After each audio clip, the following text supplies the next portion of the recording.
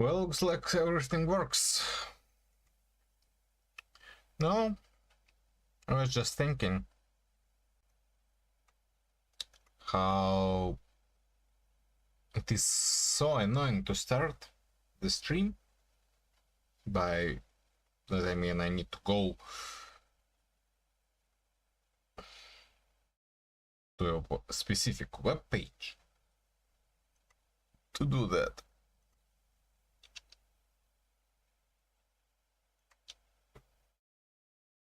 And I just don't want to do that often enough.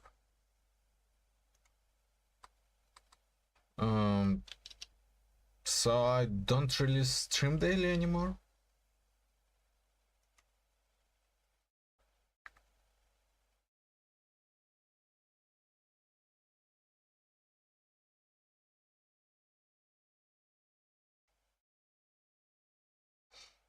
Alright, let's have something on the background. This video is brought to you by Dunk Dunk. Stick around at the end to find out more.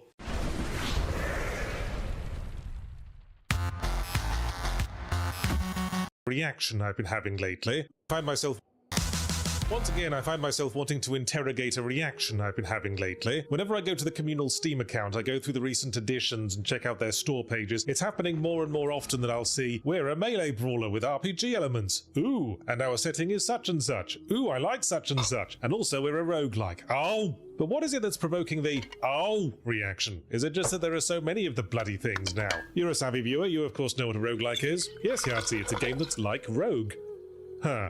Okay, maybe you don't know what a roguelike is. The name has stuck, but the validity of the comparison to Rogue has only gotten fuzzier. Suffice to say, what we mean when we say roguelike these days is basically anything with procedurally generated gameplay that resets upon every failure state, which could refer to everything from Binding of Isaac to FTL Faster Than Light to Mullet Mad Jack to Balatro to Blueprints, all games with otherwise bugger all in common. Roguelike is not so much a gameplay genre as it is a format, a means of delivering the gameplay, an alternative to the other established methods, that is to say, a finite pre-designed linear sequence threaded together by a story or sense of escalating challenge, as in most single-player games, or a theoretically infinite supply of identical challenges presented in no particular order, as in most PvP online multiplayer games. Roguelikes are a medium between those two, the sense of escalation and progress of the former, and the endless gameplay model of the latter. Theoretically, that's why roguelikes are so appealing. It's the best of both worlds. Our lizard brain gets to cathartically grind the gameplay forever, while our higher brain gets to appreciate the big picture. But roguelikes are also appealing prospects for developers, because making a roguelike is quite a lot easier than making a narrative game in the traditional sense. It means not having to handcraft every level grid square by grid square, texture by texture. You don't need to carefully consider at what rate and order the player should find resources and unlock upgrades, because you can just randomize that. And if the player ends up with an unbalanced build, who cares? Start again. Better luck next time. Basically, all you need is to come up with a fun primary gameplay loop, program a few level designing algorithms, and away you go.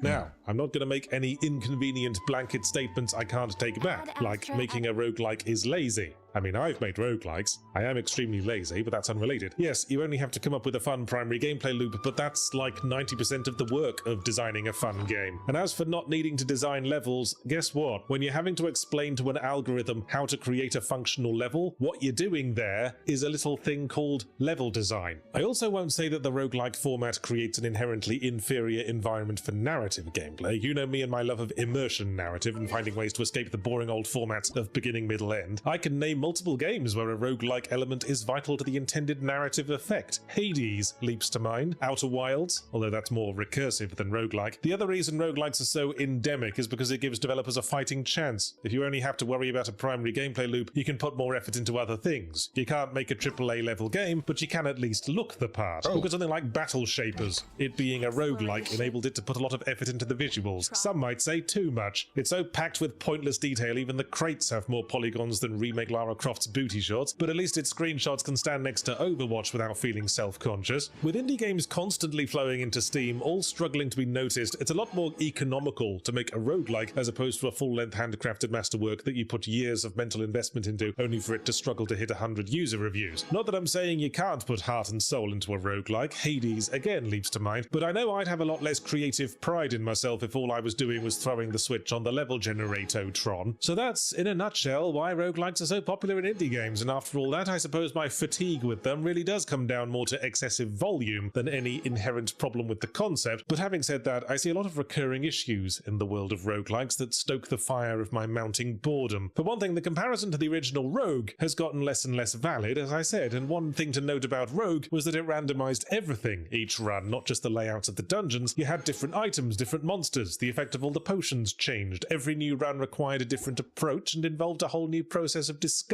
Some of the early modern roguelikes, like Binding of Isaac, reproduced that pretty well. You could end up with entirely different basic combat abilities from one run to the next. Maybe there's some sample bias at work, but a lot of the new roguelikes I've played, it feels like the notion that every playthrough should be different or involve having to rediscover things appears to be downplayed, if not absent. They feel more like grinding out identical gameplay over and over again, just in different shaped rooms. And I don't want to say that's always a less valid experience. I've been really enjoying Haste lately, and I wouldn't say the gameplay of that changes much run to run. But in most cases, games like this really highlight the notion that some developers choose the path of roguelike not because it's vital to their creative vision, but because it's easier to churn out. I know I'm not the only one getting sick of roguelikes, because I've noticed several cases where non-roguelikes have used the word handcrafted as a selling point in their marketing copy, like it's an artisanal fruit bowl. Sure, you can get a plain factory-made fruit bowl, identical to the 500,000 other fruit bowls made that day, and it'll function as well as a fruit bowl as you could ask for. But when everyone and their cat has that fruit bowl, you might start wanting to pay extra for a bit of unique flair. That's what roguelikes are, production lines. The trend for them is a production line of production lines. While I still hold that the primary gameplay loop is the thing that matters most, there's always going to be something about procedural levels that comes across as soulless, even if it's only in a small, hard-to-pin-down, uncanny valley AI art kind of way. You aren't aware of all the subconscious cues that add your own personal stamp to the way you design an area. If you were designing a high street, what would you put next door to the pie shop? Maybe you'd think, well, obviously the dog track goes next to the pie shop, but why was that your first instinct? Is that how it was in your hometown? Do you just associate dogs with pies? All of this is part of the wonderful tapestry of you that you are ostensibly making this artwork to express, and it'd be lost if you were deciding all of this with dice rolls. Do you get what I'm saying? No?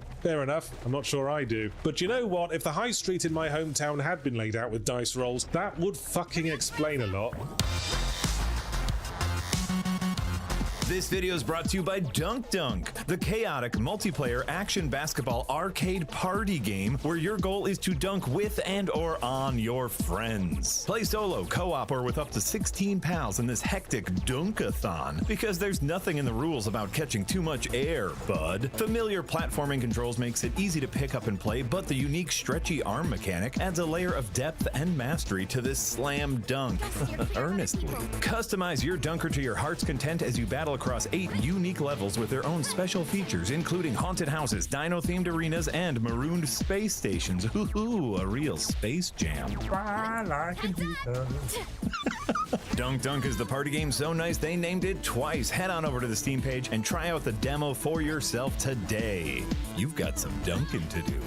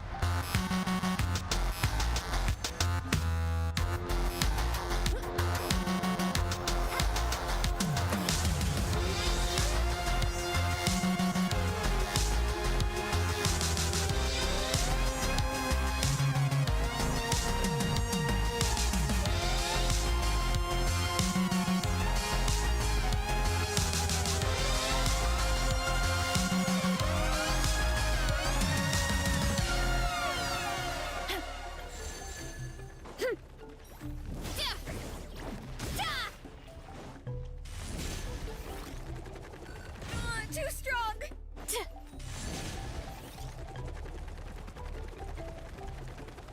Gotta steer clear of other people. Does that even work?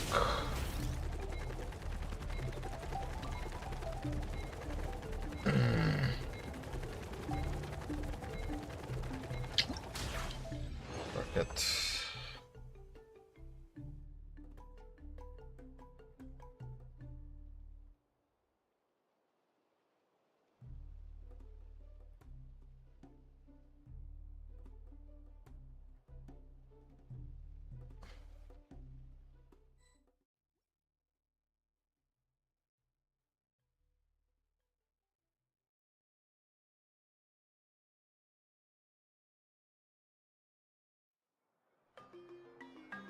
your personal data back to you.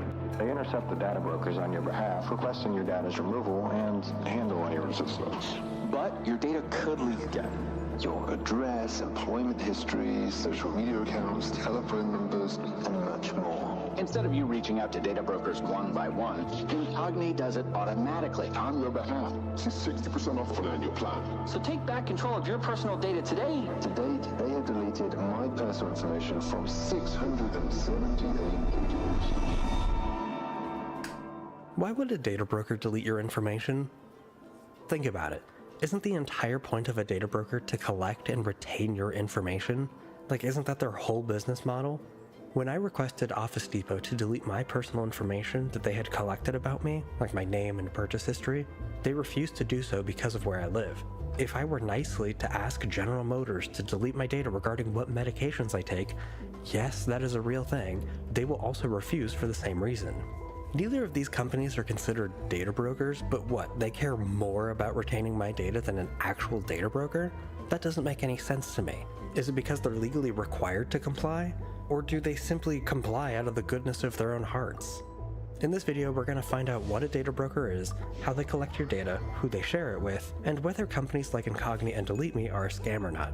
This video is not sponsored by anyone. For full transparency, Delete Me has tried to sponsor this channel in the past, but I rejected their offer. That said, I don't know that I would have actually looked into making this video had they not emailed me, so you can thank them for that.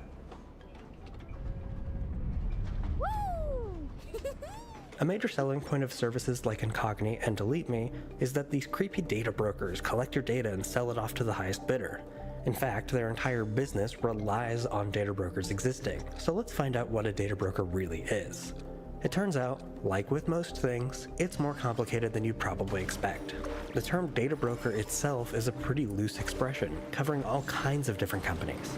I actually suspect the reason Incogni and Delete Me use the terminology data brokers is intentional, as it's almost too broad to actually describe what's really going on. There are 5 major categories of data brokers. I'll quickly give you an idea of what they are and what they're collecting, and then we will dive deeper into each category. The most common type of data broker that data deletion services work with are people search services. These are companies that act like modern-day phone books, but online. Much like a physical phone book, they're available to pretty much anyone, and often have a majority of the important information posted for free. Then, there are marketing data brokers. These companies gather large amounts of information about your online activity and put it into pools of certain behaviors, otherwise known as inferred data. We'll dive into more detail as to what this looks like in a bit. If you've ever applied for a car loan or gotten a credit card, you'll be familiar with the next kind of broker, financial information data brokers, otherwise known as credit reporting bureaus. This category is dominated by 3 companies, Experian, Equifax, and TransUnion. They track financial things like payments to your phone bills, utilities, when you pay rent, payments to loans, when you apply to lines of credit, or even when you have your credit checked at all. In a similar vein, there are risk mitigation data brokers. These are companies that track your identity, often for preventing fraud. When you apply for a job, or even apply for an apartment, this is how they do background checks. They work with risk mitigation data brokers. The last on our list is personal health data brokers, by far the creepiest in my opinion. These companies track health-related data, like when you purchase an over-the-counter medication, or even your search history of a health-related topic. None of this data is protected under HIPAA, so these companies go nuts in collecting and selling this data to pharmaceutical companies. Before we start diving into these categories, I want to call out the last 4 on this list are a vast majority of the data brokers that make up the term data brokers. Services like Incogni and Delete Me really only scratch the surface when it comes to deleting your data.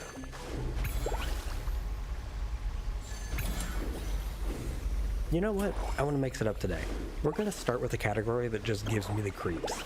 Personal health data brokers are, in my opinion, the worst kind of data broker.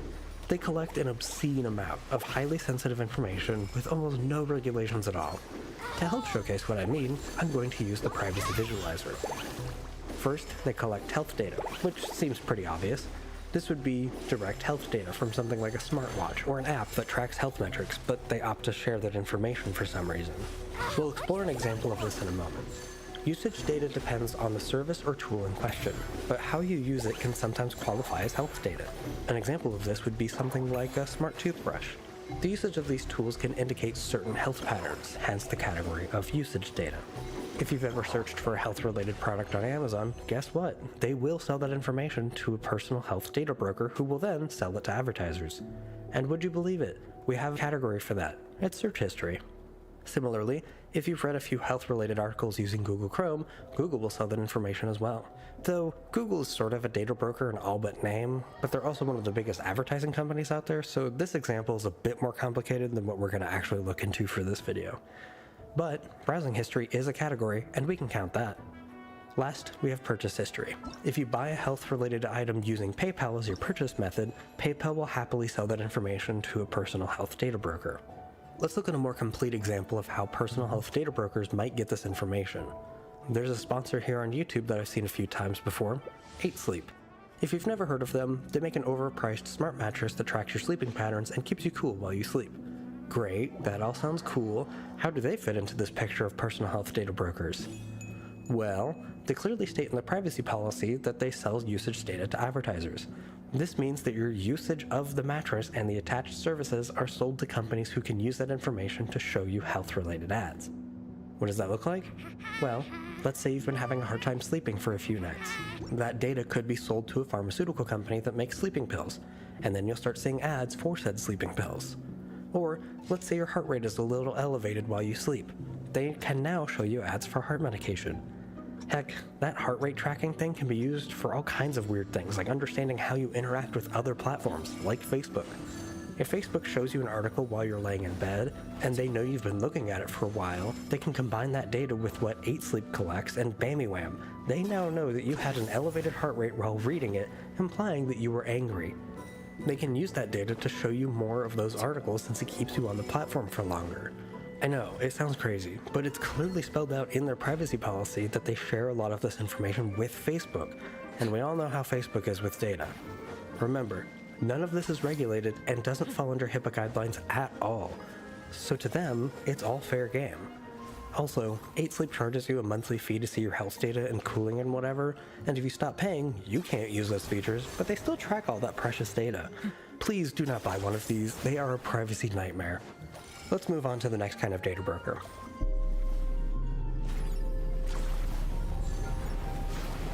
Risk mitigation data brokers are probably one of the most overlooked kinds of data brokers out there. They are most commonly used in scenarios where your identity needs to be validated for, believe it or not, mitigating risk. Like I mentioned earlier, if you've ever applied for a job or sent in an application for an apartment, they often use risk mitigation data brokers to make sure you are who you say you are, and you don't have a history of doing quote-unquote unfavorable things. With a job application, that can be things like changing jobs rapidly, or in some instances, working multiple jobs. With an apartment, it can contain things like rental history, late payments, and other similar items. If we plug this into the privacy visualizer, here's what we get. First, they collect contact info, which would be things like your name, current and previous addresses, phone numbers, and email addresses. This doesn't seem to be collected in all cases, but identifiers are still pretty common from what I found. This comes up when the data is aggregated to identify you under one unique identifier, rather than your name. Though this normally does come in addition to your name and other contact information, but it still counts. Next is location. No, they aren't tracking where you are all of the time, just things like your address and addresses related to you, like your work address. Lastly, there's financial information. This can sometimes contain things that would show up on a credit report, such as a list of debts, payment history, and other similar information, which leads us perfectly into our next data broker type. You may recognize this category by another name, credit reporting bureaus. If you live in the United States, this is data that you cannot opt out of or have deleted at all. This is all of the information that makes up your credit score, which is captured by the major companies, Equifax, Experian, and TransUnion. The information they have is used most often when dealing with creditors. If you want to get a loan for a house or a car, that's all tracked. If you get a credit card and pay it off every month, that information is reported to these companies. If you get a dozen credit cards and they're all maxed out and you're always late on payments, guess what? They track that too. This data is considered highly sensitive, as if it gets breached, you're at much higher risk of identity theft. What's that? Equifax had a data breach a while ago? 15 million users, you say?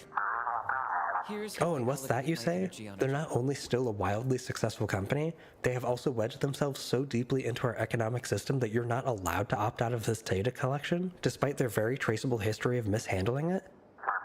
Dang, that's pretty darn annoying. Anyways, here's what these look like on the visualizer. Financial information contains things like your credit score, the debt you're in, the creditors you've applied to, any late payments, and even how much money you make. Purchase history is generally limited to major purchases, but that still counts as purchase history. Location, once again, is mostly just your address. They don't really care where you currently are. Identifiers, as they have sort of a profile on you that can have an ID associated with it. Also, your social security number is technically an identifier. Contact info, including your name, address, phone number, and email address. And sensitive info, including things like your birth date, social security number, and I mean, your credit score is something I'd consider to be pretty sensitive information.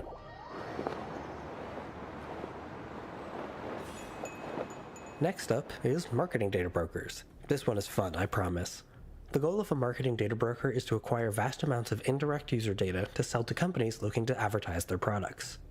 Much of this is done with something called inferred data. Another common misnomer for this is user personas, but those are normally made up people that can guide what inferred data is actually sought after. To help show how this works, I'll need 100 volunteers. Great, hi everybody.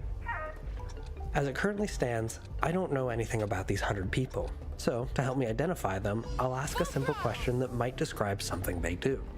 To make it a little more clear, I'll highlight the tile they're standing on to represent if they do the thing in question. Let's start off with a pretty specific example. Of the people here, who has shopped at Target within the last 6 months? Great, so as you can see here, 54 people in this sample fall under this description. If you imagine the general scale of the amount of people who have shopped at Target within the last 6 months, you can imagine that the number is far too high to properly identify any one person. This sort of feels like it identifies you, but without actually identifying you. It's sort of like a giant game of Guess Who, but without names. Let's see what other groups we could apply here. So we have our 54 people who've shopped at Target. Let's highlight the people who live in Atlanta, Georgia. Okay, that's 20 people in our sample. What about people who drink coffee? People who listen to punk rock music? People who have a commute between 10 and 15 miles to work? Who here owns a PlayStation? Anyone here love dogs? Who here has recently watched an educational video on YouTube? What about the people who are concerned about privacy? These groupings by themselves can't identify any one person, but if we add it all up, with people who shop at Target that live in Atlanta, Georgia, who also drink coffee, listen to punk rock, have a 5 to 10 mile commute, owns a PlayStation, loves dogs, and watched an educational video about privacy on YouTube, well, that describes just one person from this sample. But here's the thing. I still can't identify who this person is. I certainly have enough details to know what I could advertise to this person, but I don't know their name, address, or any personally identifiable information. I can infer a lot about them without actually knowing them. These inferences are just aggregated groups of hundreds or thousands of people. This is the data that is most often used to show you personalized ads. Let's plug this all into the privacy visualizer. Purchases can describe the items that you buy. Going back to our list of examples, this would be people who drink coffee, own a PlayStation, or even the people who recently shopped at Target. Location information can be used as well, from something as broad as the people who live in Atlanta, to using location services to determine the people who have a commute of 10 to 15 miles. Usage data is information how you use certain services. This would include people who recently watched an educational video on YouTube, or even the people who listen to punk rock music.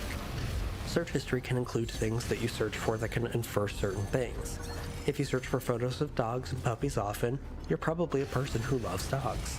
If you searched for this video, you're probably a person concerned about privacy. In fact, the people who are most concerned about privacy are the people that Incogni and Delete Me are aiming to show their ads to. They know through inferring what my channel is about that my viewers are likely concerned about privacy, and they would be an easy sell to you. Do they know who any of you are? No, of course not. But by watching my channel, they infer that a number of you do care about this stuff. This also contains things like browser history, so all of the websites you visit can be added to your inferred data. Here's the big question though. If they collect the inferred data in the first place, and they know they can show you an ad, wouldn't they have to be able to identify you in some way? Well, they do. They normally tie your usage of the internet to something called an advertising ID. This is a randomized string of numbers that is assigned to your Google account or even your phone itself. Heck, even cookies can be sort of an identifier, as we explored in my video about cookies. It's worth calling out that these methods of identifying you are rarely associated to your name or any other personally identifiable information. It's more of a, this particular cell phone has a user that does these things.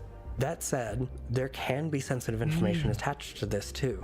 Depending on what you look at online, it can be inferred if you are pregnant, if you have a disability, if you're religious, if you're part of a trade union. Even your own political opinions can be inferred. What's weird here is that if you tried to request your information be deleted from these data brokers, well, what would they delete? I mean, if they have personally identifiable information, sure, some will delete that. But a majority of the data these companies have is non-identifiable. So they can't exactly delete it because they can't trace it back to you. The only identifier they get is that random string, which can be changed or deleted by you. If you clear cookies, that can remove one of these links. If you delete or change your advertising ID, that also removes one of these links. So while these companies can't really delete this data, you can at least obscure what data you're attached to. Dodge this. Cool it. Freeze. Okay, but on the surface, it seems like there's nothing wrong with this inferred data, right? I mean, it can't really easily be traced back to you. Well, as always, here's where data breaches come in to ruin the fun. Scammers could easily use this inferred data to target people that are more likely to fall for scams with shocking accuracy. This data could be cross-referenced with public data. Let's look at one of our dudes here. This guy goes to coffee shops in the afternoon, he lives in Seattle, Washington, he is looking for a new job, he has a dog, and travels once per year. Well, let's say that he also publicly posts to various social media platforms. He posts selfies of coffee shops some afternoons to Snapchat. On LinkedIn, it shows that he lives in Seattle and he is seeking a job. On top of that, he shows photos of his dogs and even his once per year travel event on Instagram. Sure, cross-referencing that data could take a lot of time, but this is where spear phishing campaigns could come in. Scammers could just send out a bunch of automated texts and calls to a massive list of phone numbers that were in a data breach. If the data is attached to any inferred data, like companies like Toyota or Facebook would have, they could make a very targeted kind of attack without knowing who they're hitting. The goal isn't to trick everyone, the goal is to effectively trick just a small group of people. Since they know what city he lives in, and they know that he's looking for a job, they'll send out texts to all the leaked numbers in that city, and they'll say something like, "Hi, we were informed that you were looking for a job with 50% travel. We can offer such a position. If interested, please apply here. Shady link." Now, a majority of people would probably ignore this. But someone who is seeking a job who also loves to travel, well, it seems like a dream come true. Remember, the more data that scammers have, the easier it is for them to target you in a very specific way. Cool it. What's the hurry? This perfectly leads us into our last data broker category, people search services. These are simply the evolution of physical phone books being migrated to the digital realm. If you're too young to remember, there were these companies that would basically track everyone's name, phone number, and sometimes even their address, and they would print it out in a huge book that they would send to everyone in the mail. They'd even attach them to these things called phone booths. How fun! Anyways, all this information was moved online, and they obviously put that directly identifiable information like your name, phone number, and address in there. The thing about the online world is that you can also have an online presence. So some of them started tracking things like social media profiles. Some of these companies took it in a weirder direction by adding other public records like arrest records, property records, and more. More specific information is normally behind a paywall, but for everything else, like your name, phone number, address, and even social media profiles, can all be seen for free by anyone. Who's looking? Sometimes it can be landlords who don't want to pay for those risk mitigation data brokers. Private investigators are probably pretty pleased with these kinds of services. Actually, any weirdo on the internet, which has been problematic for supporting things like doxing. And there was even a reality TV show that used these services. I think it was Catfish. Okay, so this can be pretty creepy. Now we need to ask the scary question. Do people search services comply with data deletion requests? Weirdly enough, a vast majority of them do comply. And not all of them are even required to comply. Many of these companies are based out of states that are not required to comply, yet they comply anyways. From what I understand, they do this to avoid future regulation, legal pressure, and just bad press. Well, that's a good thing. You can delete information using the forms on the websites normally linked at the bottom. In the description, I've linked an amazing guide on how to delete your information from a bunch of these services for free. Actually, these are the most common types of data brokers that services like Incogni and DeleteMe work with, so things are starting to make more sense. In fact, let's finally talk about data deletion services. These are companies like we've been talking about, Incogni and DeleteMe. Some other examples would be Mozilla Monitor, Aura, Opry, OneRep, and Atlas Privacy. I'm certain there are more than that, but they all work in the same way. They offer to delete data that's been collected about you for mostly people search data brokers. Most of them use automated systems to make this possible. However, in the case of DeleteMe, it doesn't really seem like it's that much faster than doing it yourself. Let's break down one of the sponsored spots for DeleteMe. Just like my VPN video, I am not being critical of the creator shown in this video. I'm being critical of DeleteMe and the script they provide to creators. That's it. It's been a little over 6 months since I first told you about DeleteMe, the simple service that gives control of your personal data back to you.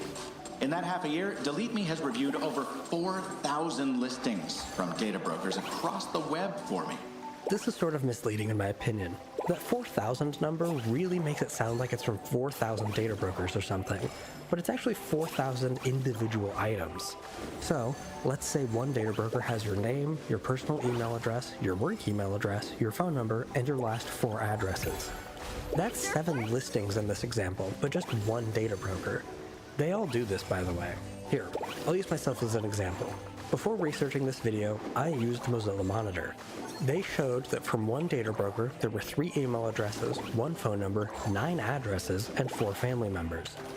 Of that information, only 8 of the items were actually correct pieces of information. The others were incorrect emails. The phone number wasn't one that had ever been mine at any point in history. Some of the addresses were wrong, and even the list of family members contained people I have never heard of before. All of these data deletion services will count this as 17 removals, but it was all from a single source, half of which wasn't even my data. Do you see how these numbers feel bigger than they really are?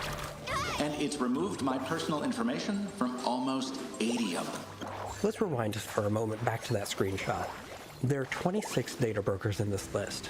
Of those, there are over 4,347 pieces of information, and of all of those, DeleteMe has removed 38, which is very likely from a single data broker given how big that other number is. So, they're claiming to have spent 9 hours contacting one data broker. Additionally, according to the voiceover itself from the first part, this was 6 months of paying for DeleteMe. I'll admit though, this isn't accounting for search time, but think about this. I don't know about you, but I'm fairly confident that I could send more than 26 emails in a 6-month period. Heck, I know that's true. I regularly send more than that in a standard 8-hour workday. What kind of listings? Well, we're talking private information, like my physical address history, my property and court records, even the names of my family members. Now scrubbed from nearly 80 data brokers' archives without me having to do any work on my own. As we discussed, that is a tiny fraction of the actual amount of data brokers that are out there. Yes, removing this data is good, but you can do this for free, and as shown here, probably more efficiently than DeleteMe. Now, this all begs the question, are these data deletion companies legit? Well, for the most part, yes. I'll admit though, I don't like that some of them mess around with dark patterns. Incogni, for example, forces users to contact support to cancel your subscription. They also post obviously fake reviews to Reddit, but overall, they technically do what they say they do. Is it a scam? No. It is pretty clear to me that they do offer the service of deleting your data from a list of data brokers. A scam means to take money with malicious intent of offering nothing in return. That is obviously not the case here. A better question would be, is it a good deal? In my opinion, not really, no. Unless you live in a state with the right to delete law. If you live in one of these states, services like this could actually be helpful, as they will often look into adding other data brokers for you if you ask them to. And that could make the process of cleaning up your online presence a bit easier. That all said though, a majority of the people in the United States wouldn't exactly benefit from this kind of service. Wait, I feel like we've heard this before. Look everyone, it's friend of the channel, Luch. Hey, I just overheard what you've been talking about, and all of this sounds really similar to what you said about VPN companies. They kind of seem like the same thing. Do you mind elaborating? Well, both data deletion services and VPNs technically provide the services they claim to, and they do it at a very low cost to them, but charge a much higher price to you, the consumer. Most people also don't really need either service. VPNs provide a solution to a problem most people don't normally face, and in the case of data deletion companies, all of that information you're trying to have deleted will always be replaced unless you're a resident of a right-to-delete state. Even if you do live in one of these right-to-delete states, you would still have to manually request that your data be deleted by every other data broker in the country, and that is a time-consuming task. There are over 1,700 registered data brokers in the US, which is much higher than the 200 or so that these companies actually delete data from. But it's important to note that only a handful of states have laws requiring data brokers to actually be registered, so in reality that number may be much higher when we take into account the unregistered brokers. It's estimated that worldwide there are over 5,000 data brokers. Oh, and as it turns out, Incogni is owned by Surfshark, and Surfshark is owned by NordVPN, so at the end of the day it kind of is just the same thing. Funny how that works. Fantastic points. Thanks for the extra insight. Sure thing, man. I'll let you get back to it. Thanks for stopping by.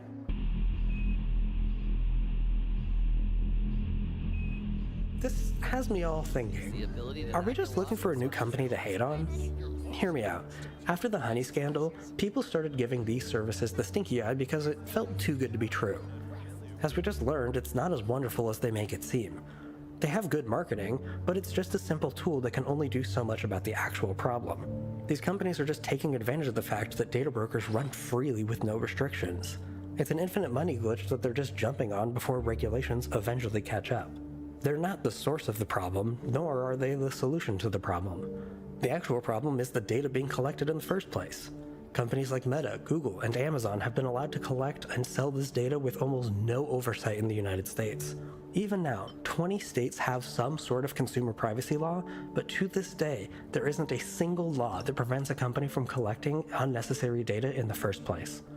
The European Union has restrictions against these companies with their GDPR. They absolutely prevent companies from collecting certain types of data from the start. It's hard to imagine that there would be any kind of federal change anytime soon, given the last 3 presidents have welcomed big tech with open arms. This is not a political jab at either side, but instead at both. Both Democrats and Republicans have enabled companies to have this kind of power. Both Democrats and Republicans have failed to protect the people that they're supposed to represent. I mean, even the CEOs of these companies aren't protected by their own data collection. Mark Zuckerberg's personal information has been breached from Facebook data breaches in the past.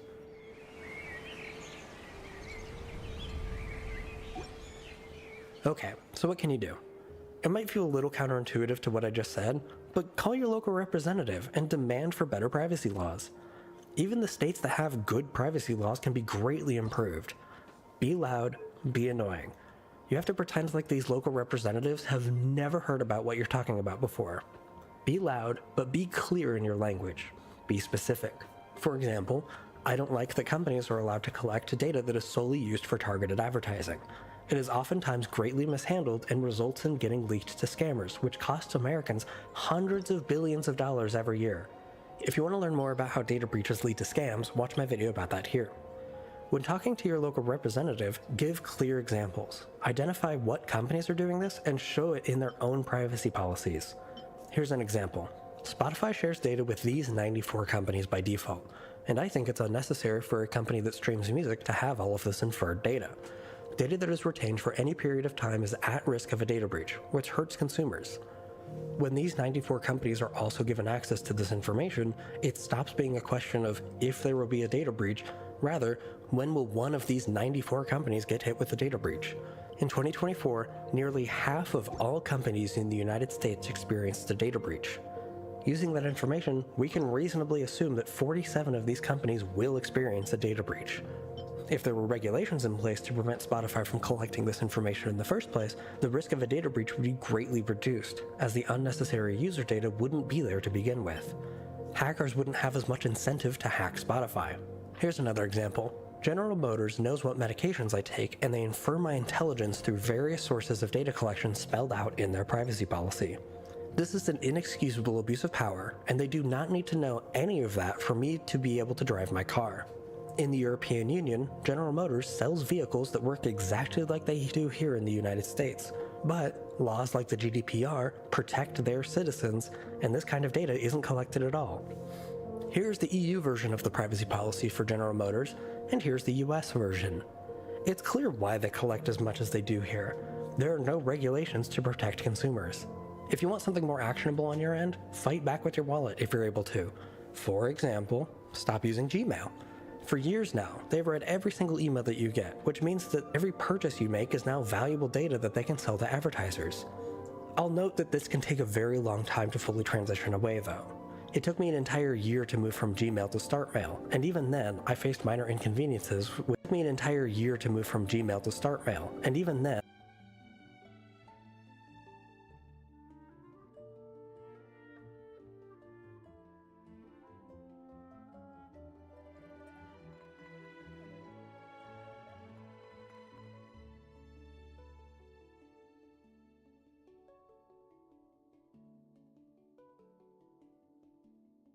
Right, for free for 7 days.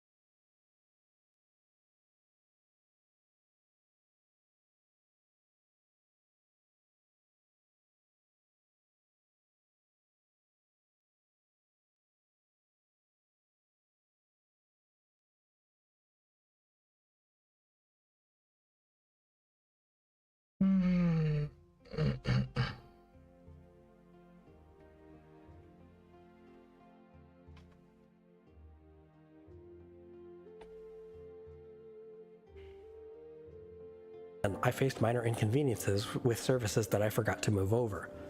It takes time, so be patient. Another thing I'll always advocate for is to block all the ads.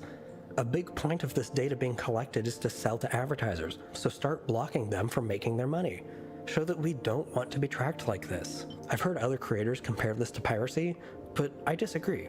Blocking ads is not piracy. I understand that it can hurt small creators in the crossfire, so if you're able to, support your favorite creators directly. Another thing that can help prevent cross-referencing your data can be to avoid public-facing social media, at least where your name is shown. This can range from things like Facebook, LinkedIn, and even Steam. Be cautious about where you publicly show your name. Most platforms have a privacy setting that you can use to hide some of this information. If you want more information on what you can do about feeling powerless to data collection, I highly suggest you watch my video on that here. Believe me, there is always an option. As always, thank you for watching. Please be kind and patient with each other. I want to give a special thanks to everyone supporting this channel through memberships and Patreon. Considering that a lot of my channel is about showing the truth behind a lot of common sponsors, it doesn't feel right for me to start taking them on like most growing YouTubers do. However, I would love to make these videos for you all full time, so if you have some money to spare and want to help make that dream become a reality, consider either becoming a member or subscribing to my Patreon page. By doing so, you'll get early access to videos, exclusive access to a supporters-only Discord server, and more. The link to Patreon is in the description or at patreon.com/rejectconvenience. Peace. Heads up, boss. Spider-Man's headed your way. Excellent. I'll get you this time, Spider-Man. Doc Ock! You're looking more menacing than usual. Do something with your hair? Get over here, you pest. Oof. Ock. Yowza, you gotta punch that, Spider-Man. Thanks. I've been working on a new move. Want to see? What the actual?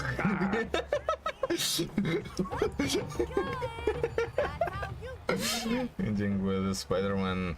Nice. Okay, well.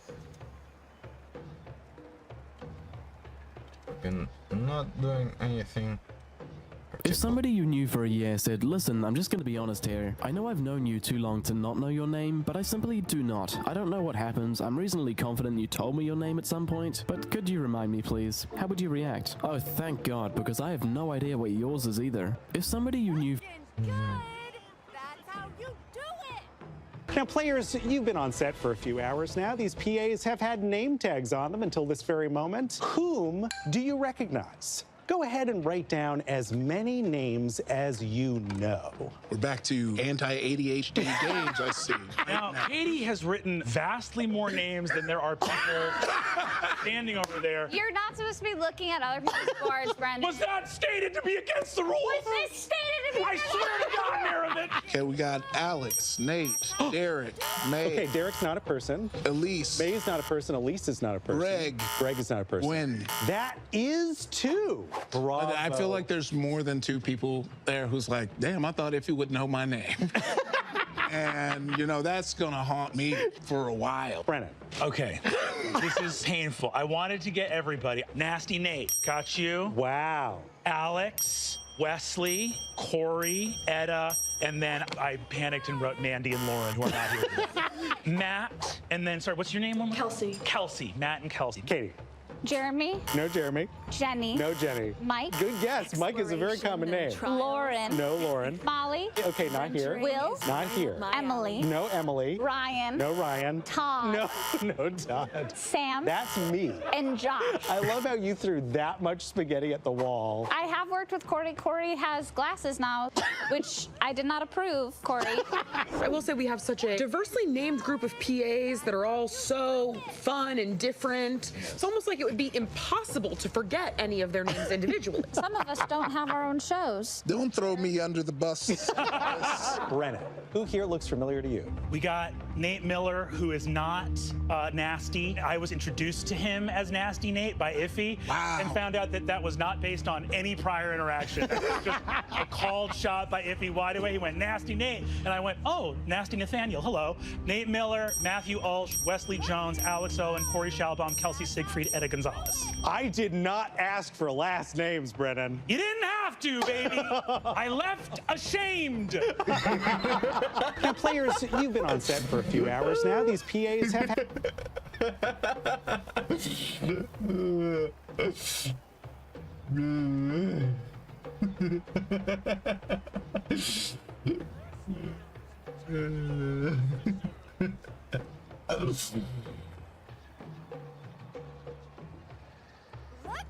good. That's how you do it.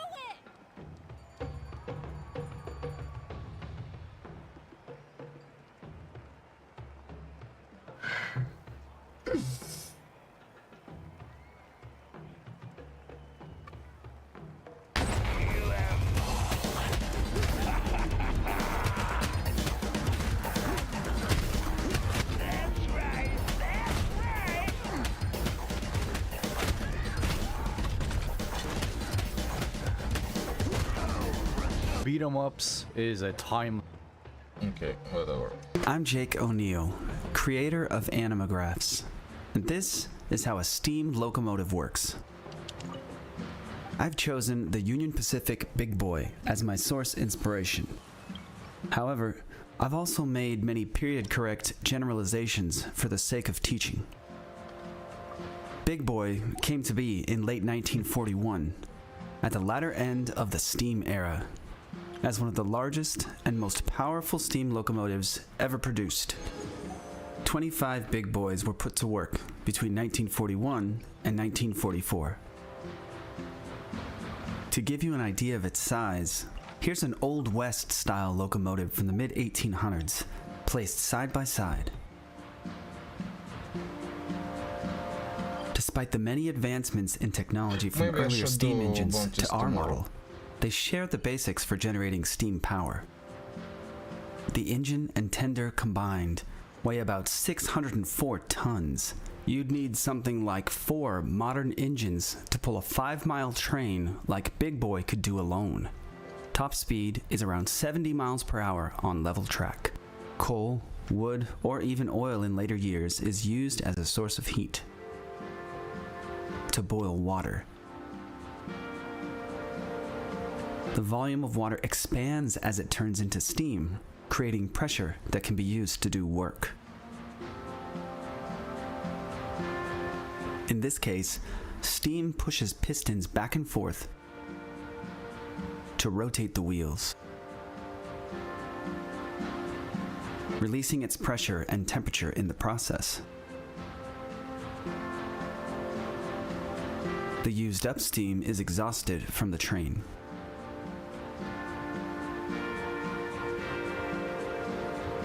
A tender rides behind the engine with the fuel supply.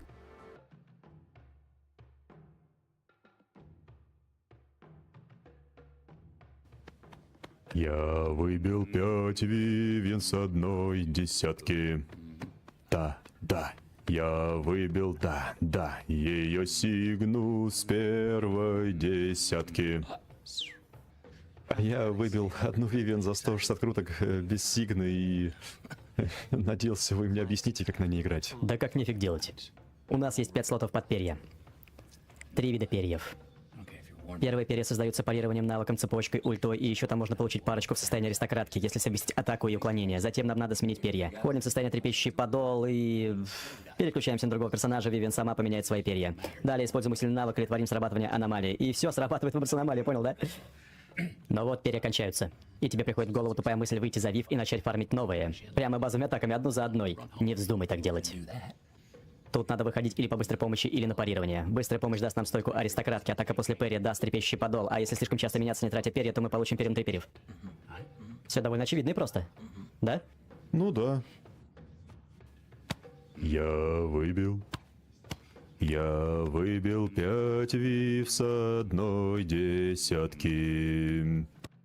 Примерно так я ощущал себя, когда смотрел обзоры от партнеров Михаила с ранним доступом к телу Вивиан. Поэтому, как обычно, для себя любимого и ненавистного, для вас прекрасных и ужасных, для всех, кто не одарен клиповым мышлением или банально раздумывает о том, чтобы крутить или не крутить Вив на аккаунт, вот для всех этих замечательных людей и был рожден данный разжевывательный ролик. Для людей же иного склада, кто уже напитался гайдами от неравнодушных к Зенлису блогеров, тут вы ничего нового для себя не найдете. Кроме раздутого мнения автора, разумеется. И да, условимся заранее на берегу, что далее речь пойдет о Вивиан исключительно без эйдосов и с активной второй пассивкой. Потому как каждый раз, делая об этом ремарку, я буду только сбивать вас с темы обсуждения. Надеюсь, мы это запомнили. Тогда быстро всем привет и поехали.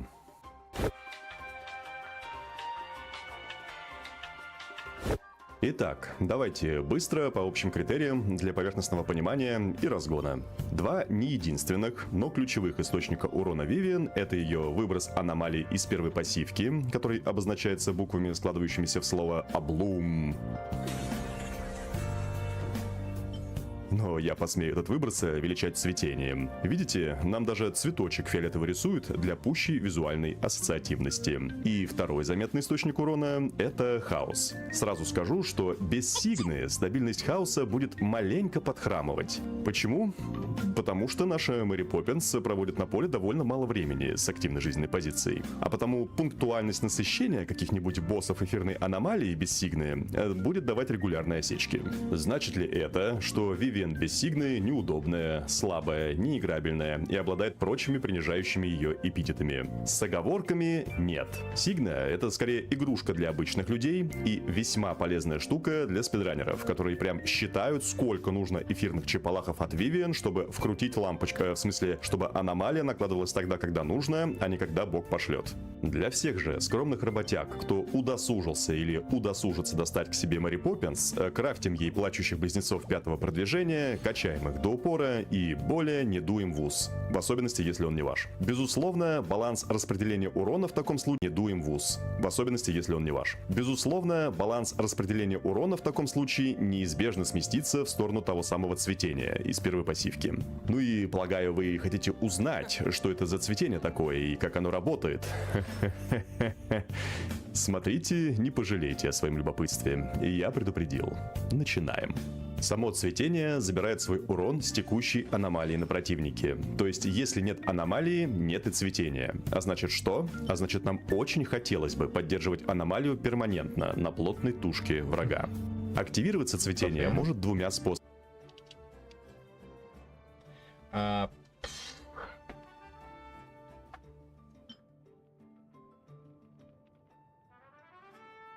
Look, I'm not even sure I would like to use that, because this one... a lot of stuff already. It is 1, 2, 3, 4. So it is the same as this one. Except it has more crit. Stats.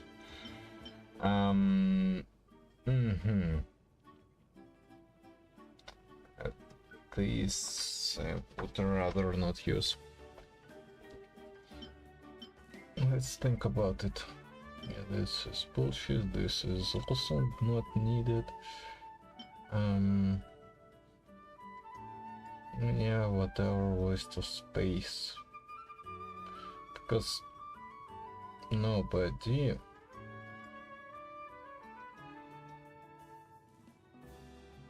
uses that set. It's way too specific.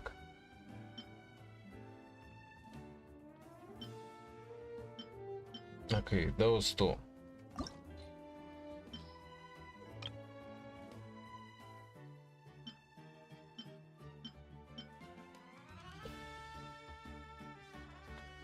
One. No. This is trash.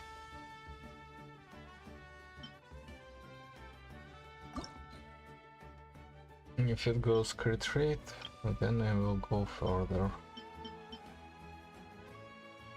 Maybe even let me use this one.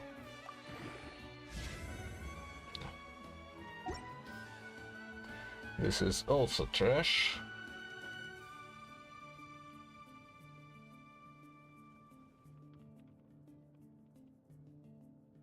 This is not the best.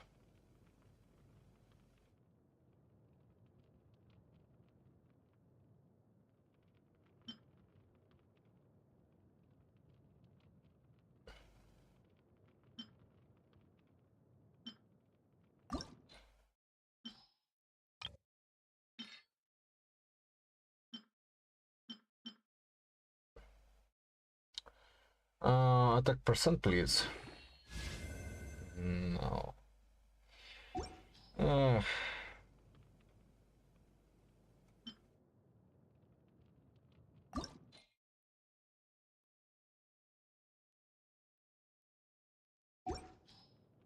Maybe I should just increase this one to the max.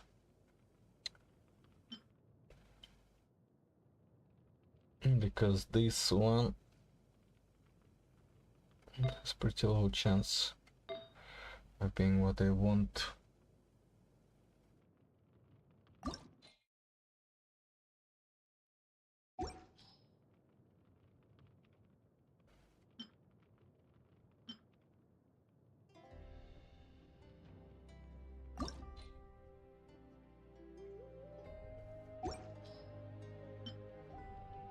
Oh. Alright, let's go. First, let's see. Sands.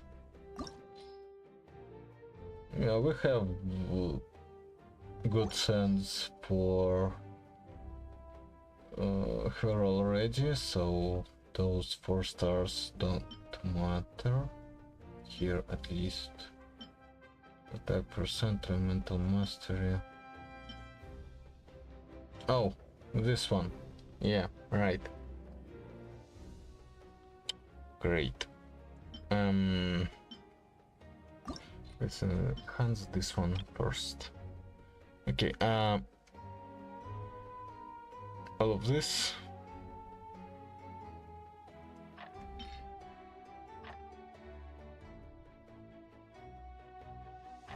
-1.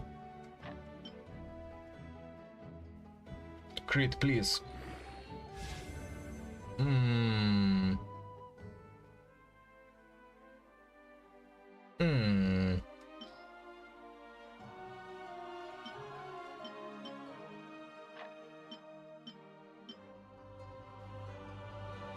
on, crit. It went the other way. Okay, so it is from second highest.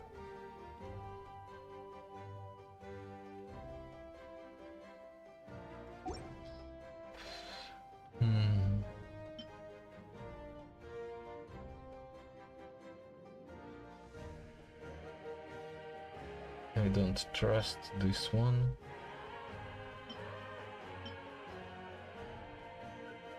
I don't trust those two either.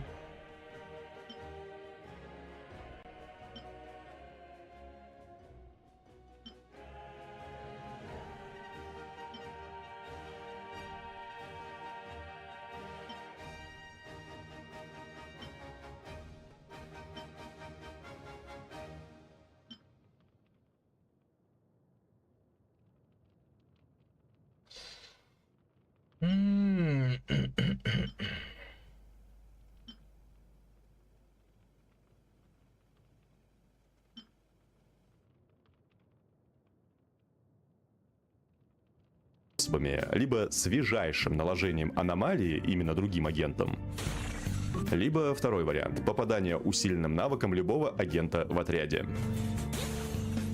В последнем случае даже сама Вивиан сможет вызвать цветение по любой аномалии.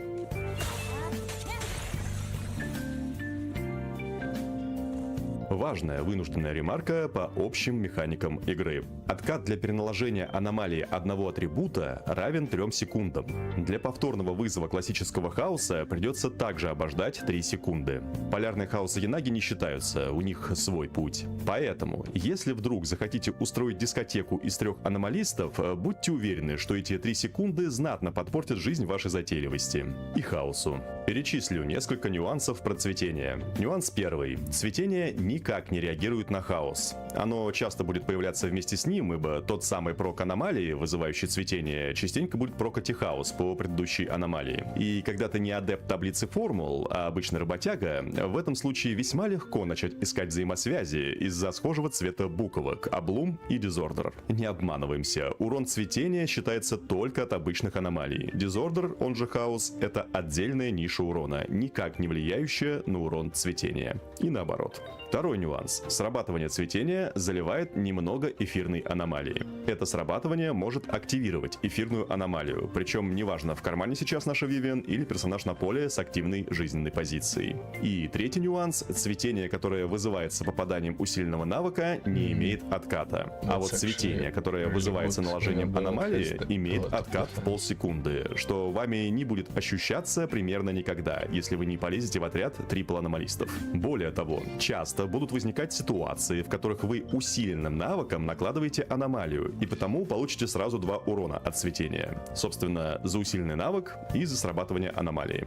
Теперь давайте в общих чертах разберемся, что вот это вот все за непотребство такое тут творится. Для этого немного пройдемся по дошкольной программе. Смотрите, у нас есть 5 типов аномалии, да? Из них физическая и ледяная дают одну мощную тычку. Физическая при срабатывании, ледяная при расколе заморозки. Остальные 3 аномалии имеют тикающий урон, он же дот-урон. Это такие мелкие тычки с фиксированным интервалом в течение всей длительности текущей аномалии. У огненной аномалии они автоматические, а вот у эфирной и электрической требует регулярно стукать врага, чтобы тик сработал.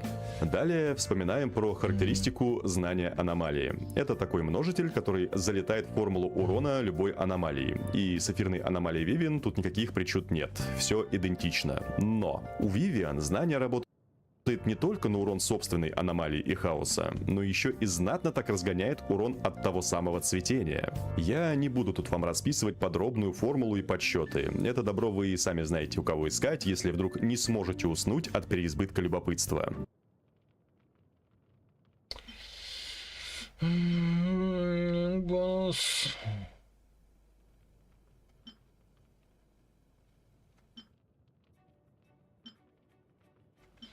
I guess the only thing left is a crit hat.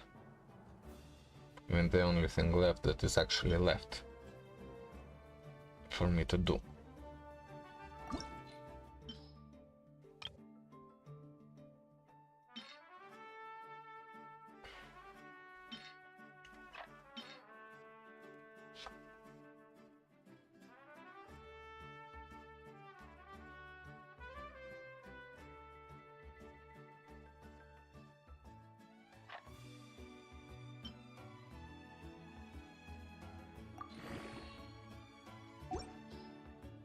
Тут же постараюсь сейчас сильно упрощенно объяснить вам, почему не стоит обманываться этими процентами в описании пассивки Вивиан. А все дело как раз в том, что эти проценты берутся не от оставшегося времени статуса аномалии, как это делает хаос, а всегда от одной тычки. И если сравнивать именно силу одной тычки, то самая мощная будет у физической аномалии, натиска, а самая слабая у огненной, горения.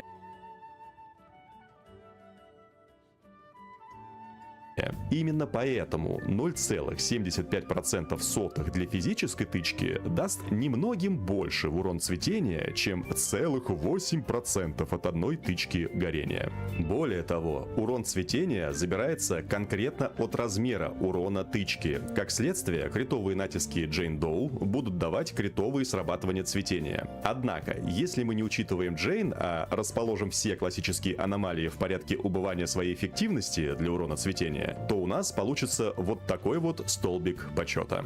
Ну и поскольку любые из этих процентов перемножаются на 10-ю часть текущего знания аномалии Вивиан, справедливым будет сделать вывод, что знание аномалии для нее крайне полезная характеристика, куда полезнее силы атаки. Поэтому, если у вас конкурируют 2 похожих диска в один слот, но в одном больше знания, а в другом больше силы атаки, делаем свой однозначный выбор в пользу знания.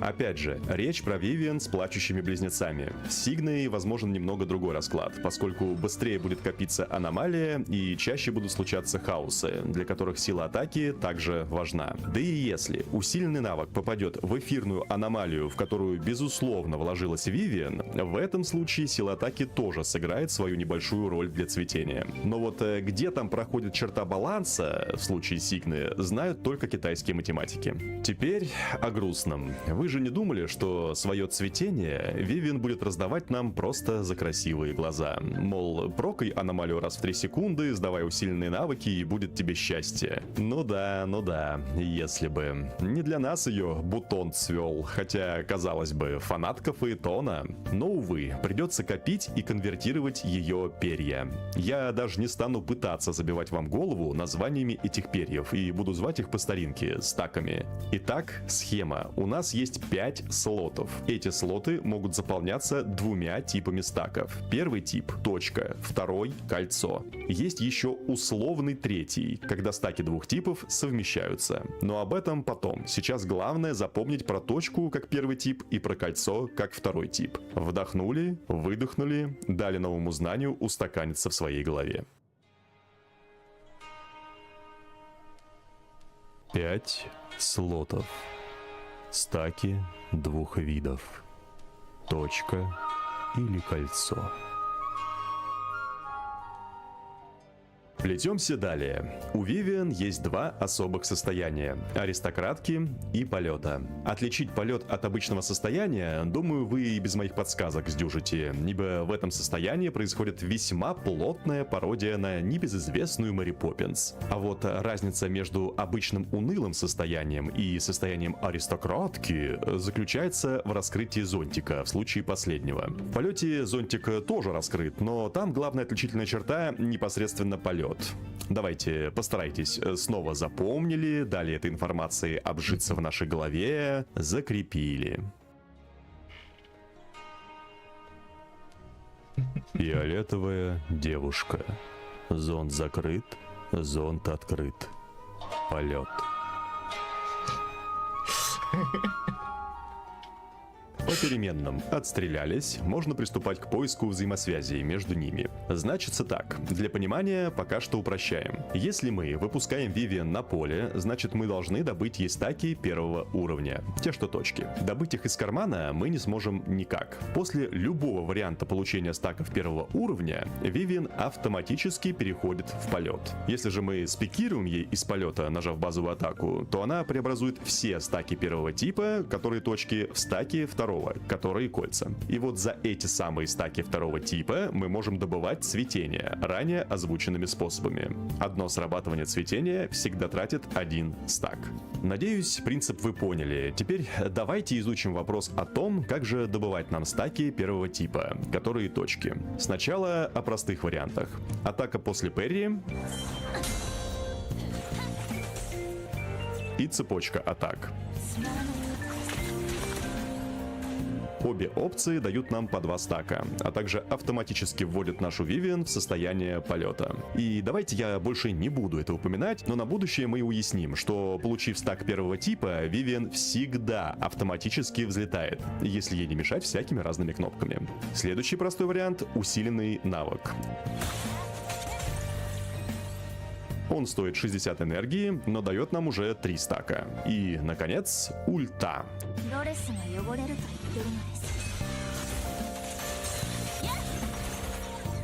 Она заполняет стаками все 5 слотов. Готовимся теперь к более сложному раунду, ведь простые способы закончились. Отвлечемся от уже успевшего опостылить состояние полета и обратим свой взор на некогда упомянутое состояние аристократки. Напоминаю, это когда наша Вивиан стоит на земле с открытым зонтиком. Зачем оно вообще нужно? Если говорить без сглаживания углов, то состояние аристократки — это такая брошенная разрабами кость снисхождения всем тем, кто зажмет крутить эйдосы, предоставляющие халявные стаки для нашей Мэри Поппинс. Так вот, для всех гордых обладателей базовой комплектации Вивиан существует состояние аристократки, которое при скоблении боевых сусек поможет накинуть нам 2 стака для пущего рассупонивания. Разберем принцип. Если наша Вив пребывает в состоянии аристократки, то мы просто стоим, не мельтешим, не мандражим, а спокойно дожидаемся атаки любого противника. И в момент, когда внутри нас вас взыграет неудержимое желание нажать кнопку уклонения, дабы попытаться избежать урона, вместо этого нажимаем кнопку атаки. И если мы попали в тайминг, то наша аристократка исполнит элегантный выпад зонтиком вперед с одновременным идеальным уворотом. Эдакий идеальный выпад, если хотите. Собственно, именно за идеальный выпад нам дадут 2 стака. А вот если мы просто сделали выпад без налета идеальности, то получим всего 1 стак. Забегая вперед, сделаю небольшое лирическое отступление, чтобы у вас немножечко устаканилась основная информация. Пользоваться идеальным выпадом вы будете вряд ли, ибо надо это дело тренить индивидуально под конкретные атаки врагов. Вовремя выходить, вовремя стоять, вовремя бить. Не самая простая задача для работяги. Да и без Астры заниматься подобным балетом вам уж точно не захочется. Разве что в сомнительном отряде с Бёрнис, в котором Вивиан с активной жизненной позицией будет весьма частым явлением. Но вернемся. Как же нам обрести это состояние аристократки? Я откопал 3 способа. Первый способ самый никудышный. Делаем полную ротацию базовых атак, и после 4-й нас переводят в аристократку. К слову, первые 2 атаки можно заменить обычным навыком. По времени примерно одинаково, но навык даст щепотку аномалии, а 2 базовые атаки — щепотку энергии. Да и это не важно, потому что, опять же, пользоваться мы подобным не хотим и вряд ли будем. Второй способ перехода в аристократку — через контратаку после уклонения. Более удобный вариант, но требует атакующих врагов. То есть для фазы оглушения мы эту методику сразу вычеркиваем. Ну и вражеские тупники также никто не отменял. И последний вариант — входим в аристократку. Извините. При выходе на поле по быстрой помощи. Ну, как бы получается, либо играем с Астрой, либо ставим саппортов или Бёрнис слева от Вив, либо гашетку Пульхрусета справа от нее. В противном случае этот способ нас волновать не должен. Само состояние аристократки длится очень недолго, порядка 8 секунд. Перемещаться ножками в нем нельзя. Любой рывок или атака выводит Вив из состояния. Если что, именно по этой причине мы должны хладнокровно ждать атаку врага, дабы не запороть себе возможность исполнить идеальный выпад. Но опять же, этот способ удел случайности или долгих суровых тренировок в Тибете. Обычным работягам можно не ждать у моря Чапалаха, а просто пнуть врага выпадом и получить уже свой жалкий 1 стак. Ну и напоследок этого блока надо бы затронуть тему стаков внутри стаков. Такое происходит, когда у нас есть непотраченные стаки 2-го типа, но мы зачем-то снова вышли за Вивиан и начали добывать новые стаки 1-го типа. Давайте разжую. Допустим, у нас осталось с прошлого раза 3 стака 2-го типа. Это которые кольца. Мы выходим за Вив, делаем, например, усиленный навык и получаем 3 стака 1-го типа, которые точки. Тем самым и заимеем двойные стаки. Если после этого мы спикируем на землюшку окаянную, то получим к бывшим 3 кольцам еще 3 кольца, одно из которых сгорит в небытие, ибо грешно делать усиленный навык при 3 стаках. Конвертацию стаков в данном случае можно придержать, если сорвать полет Вивиан зажатой или дабл-тапнутой кнопкой рывка. Тогда Вив выйдет из полета и не сделает пикирующую атаку, которая и творит всю конвертацию. Но, опять же, это знание ради знаний. Вам оно не пригодится в обычной игре. И если все-таки у вас сложилась ситуация с переизбытком, просто забейте. Без заранее заготовленной простроенной математики боя эффективно отследить менеджмент двойных стаков смогут лишь единицы. Лучшей тактикой работяги будет просто лишний раз не лезть на Вивиан, если у нее больше 3 стаков 2-го типа, которые кольца.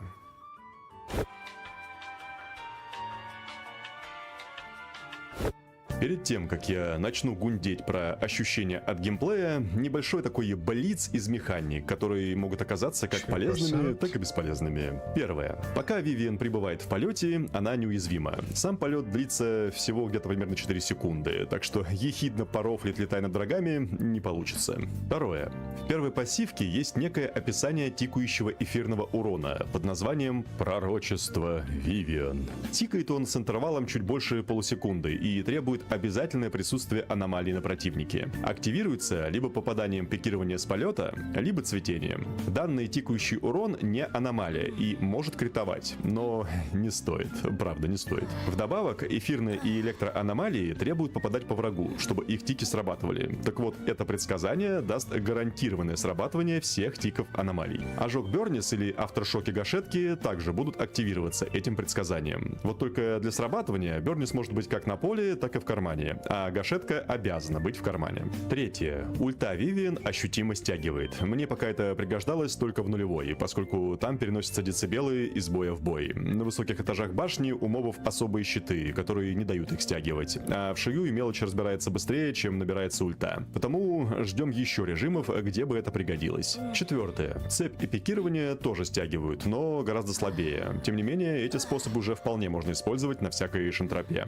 Пятое. Базовая атака бутон из перьев, которая всегда идет вместе с цветением, наносит 0 оглушения. Потому для себя смысла качать базовые атаки я пока не вижу. Хотя всякие спидранеры чата спорят со мной и говорят, что 440% урона за каждое цветение — это все еще 440% урона. Пусть и без крита. Ну не знаю, такое. Я бы сэкономил ресурсы на что-то более полезное. Шестое. В состоянии аристократки у Вив есть одно автоуклонение, но лучше до него не доводить и пользоваться либо выпадом с инвулом, либо идеальным выпадом, если вы перфекционист в душе. Седьмое. Вторая пассивка Вивиан усиливает урон эфирной аномалии и хаоса по эфирной аномалии на 12%.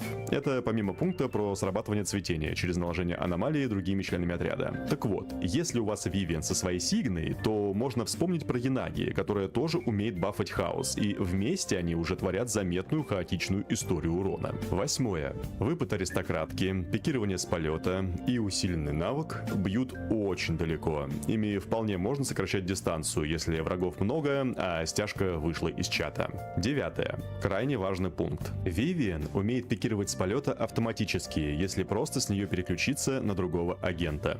Причем переключаться можно гораздо раньше состояния полета. Допустим, если мы делаем любую атаку, после которой Вивиан автоматически перейдет в полет, можем переключаться уже на ней.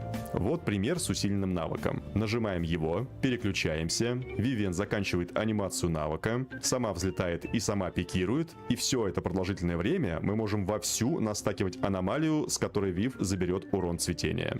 И наконец, десятое. Когда вы заранее переключаетесь с Вивиан озвученным ранее способом, помните, она не сразу конвертирует стаки, а только после приземления. Потому, выходя на другого агента, не спешите сдавать усиленные навыки. Дайте Вивиан время на приземление и уже потом расчехляйтесь.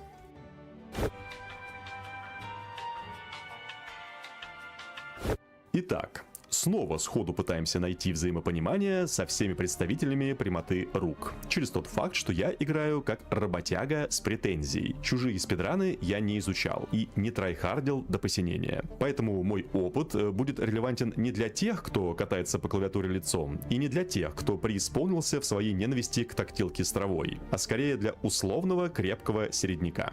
Значится, в этот раз я прогнал тесты в штурме и в 7-й Шиюй с разными отрядами, и впечатления по итогу неоднородные. Сказать, что мне прям не понравилось играть на Вивиан, не скажу. Мне понравилось. В моем понимании она относится именно к тем персонажам, при игре за которых нужно прям подстраиваться под условия онлайн. Не получится, как на Харумасе, заучить ротацию на 19 нашинковок и отчеканивать ее наизусть в окно оглушения. Нет, с Вив придется постоянно жонглировать ресурсами и решать в моменте, что использовать, а что придержать. Когда выходить для фарма стаков и эфирной аномалии, а когда лучше снова подзадержаться. Опять же, речь идет про обычную игру на экспромте, при общем понимании механик, а не про вымученные спидраны, посчитанные вдоль и поперек. Следующий вопрос. Легко ли было мне приноровиться хотя бы к среднему уровню игры в отрядах с Вивиан? На самом деле, довольно сложно. Причем сложность тем выше, чем меньше у нас энергии на старте и чем дольше длится битва. Например, в Шиюй Вивиан освоилась мной довольно быстро. Не без помощи жирных бафов нынешней обороны, само собой, но все же. Да, залететь на удобоваримый результат с нахрапчику не получилось, но сам геймплей ощущался более чем задорным. Проблема скорее во враге, который любит уйти прямо из ульты в бреющий полет со стрельбой, обретая затяжной бесячий инвул.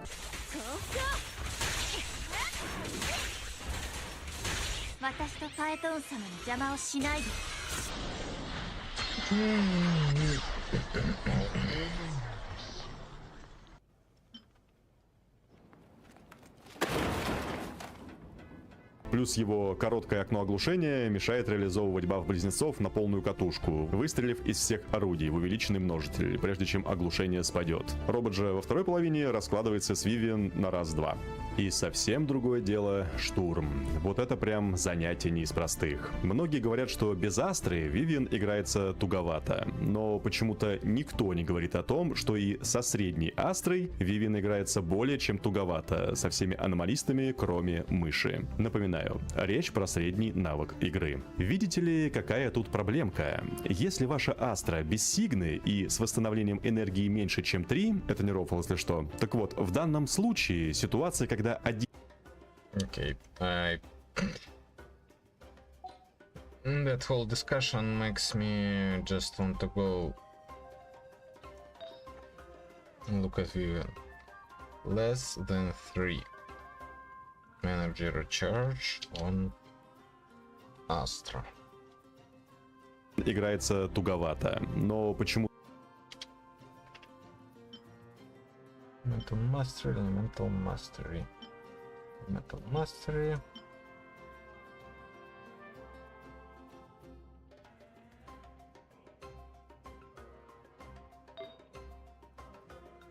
Oh, she doesn't need it.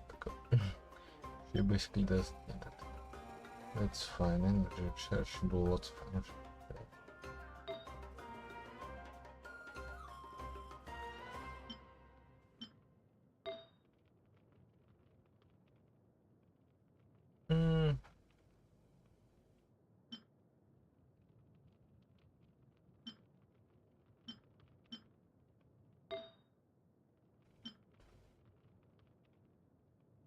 Defense percent. Okay, let's see. Let's see. Energy recharge, elemental mastery. Yeah, great.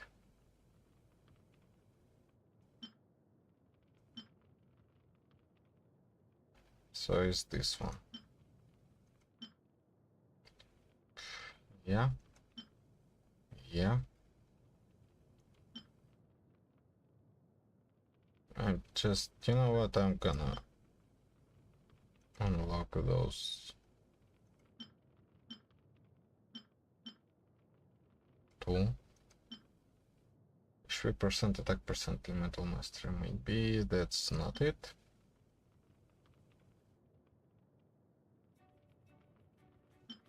Yeah. Elemental master attack percent. No.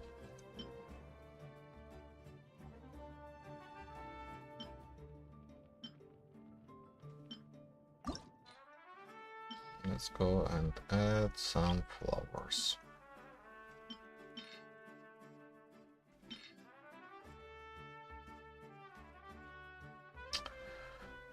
Please be crit rate, HP percent, attack percent, something like that. Well, that's attack percent.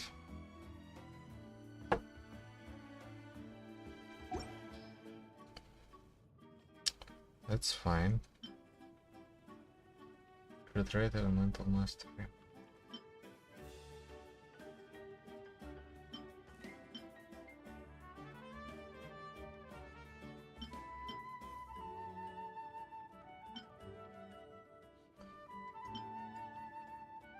Elemental mastery, crit damage, attack, no.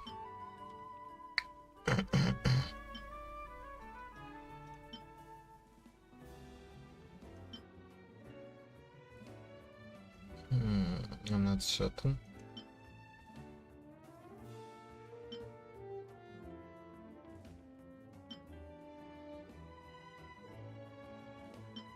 Those two are not what I want.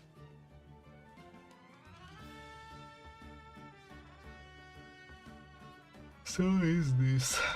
I guess maybe. No, maybe energy recharge is welcome.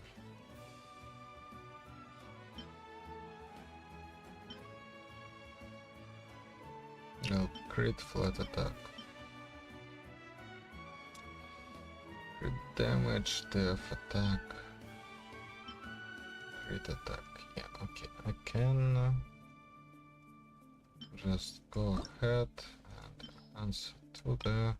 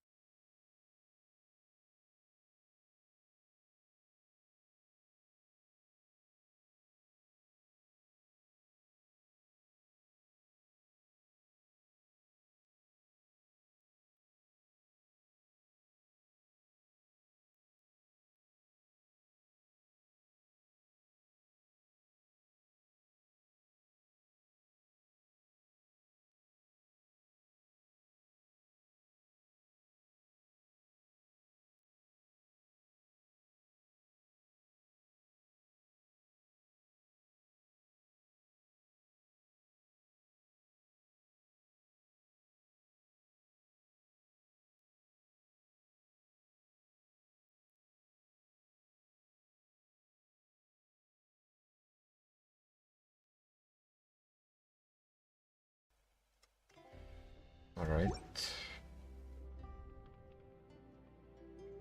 Flowers are done. Let's see feathers.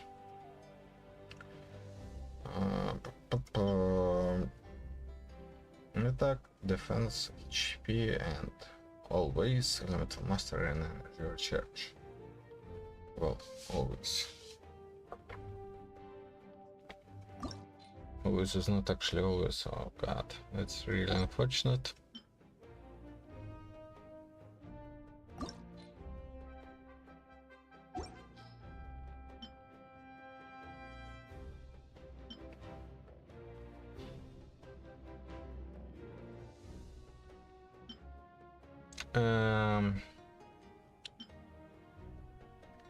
At least to... Yeah, that's not anything. Attack percent, elemental mastery, sure. No.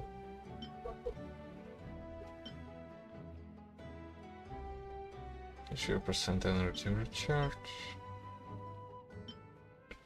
Energy recharge. Crit damage.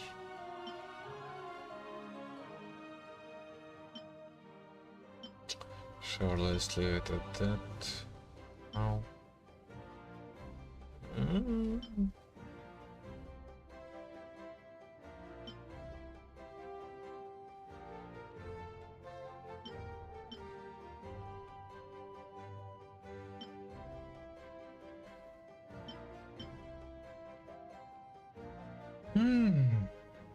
This is weird.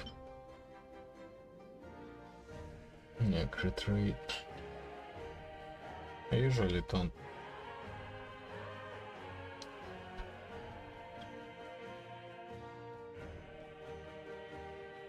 So crit damage is completely wasted on this set, because the only crit that would do anything is crit rate for Favonius weapons.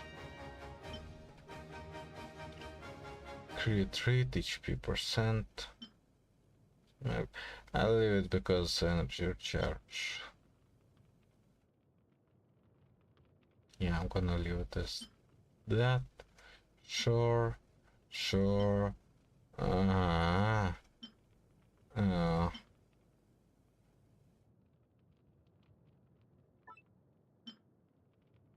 Crit rate, defense percent, crit damage, no.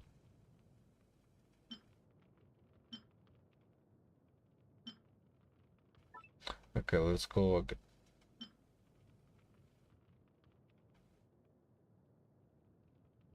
Oh. The sounds from outside my window. They fucked up me a bit. Okay. Crit damage once again. Yeah, not enough. Energy recharge, which is nice. Once again, energy recharge, not enough energy recharge. Or maybe energy recharge crit rate.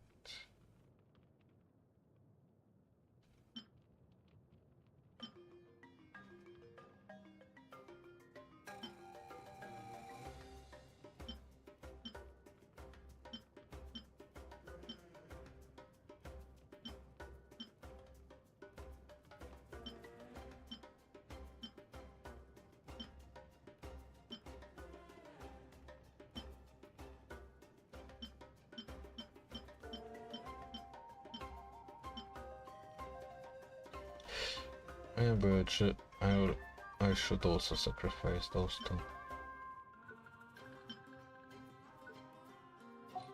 Let's go do that for... She has a nice set currently, but I wonder if...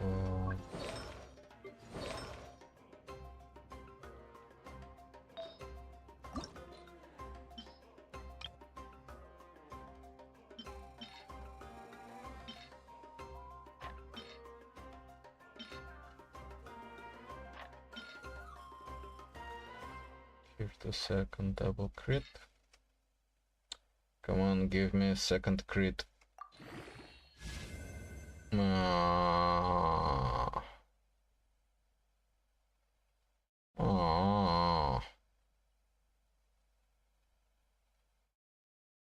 It's really not cash money.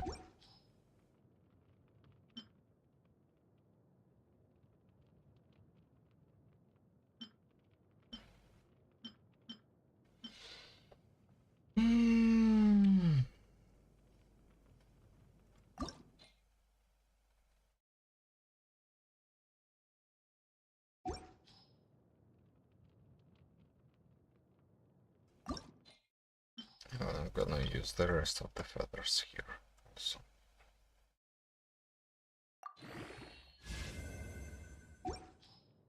Since I got to clear them out.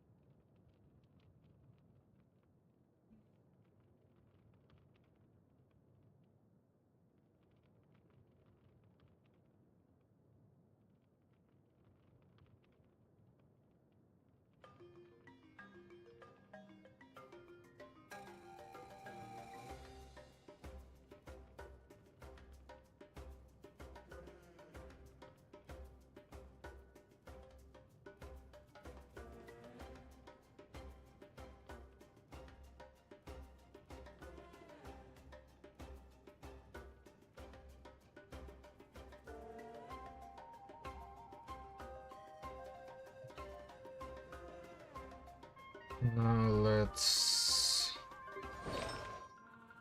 get back to this now. Elemental Mastery Base. Am I gonna leave everything?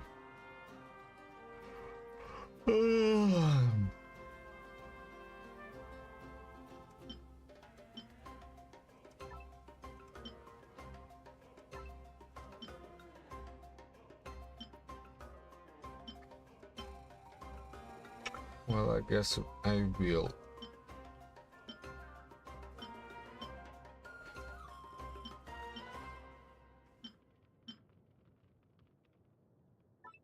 Just everything with energy recharge. HP, yeah, right.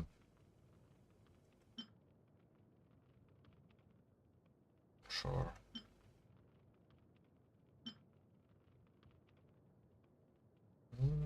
Okay. No. Yes.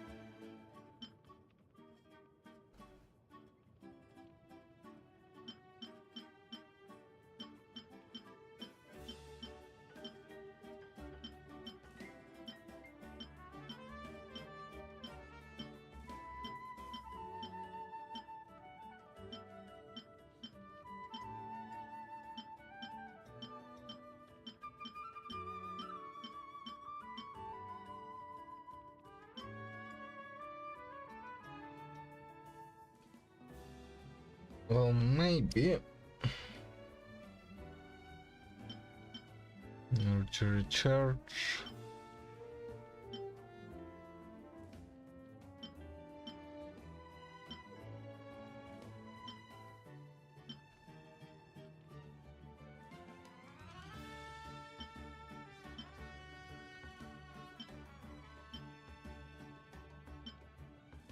Energy recharge, double def.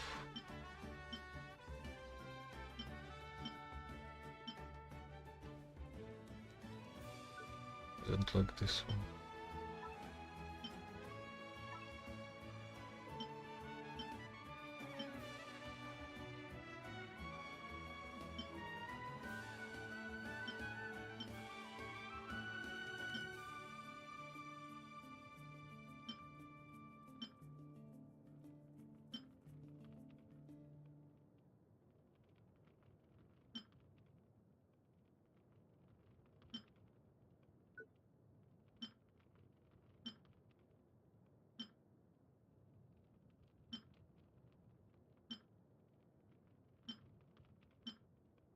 It also doesn't look like anything useful.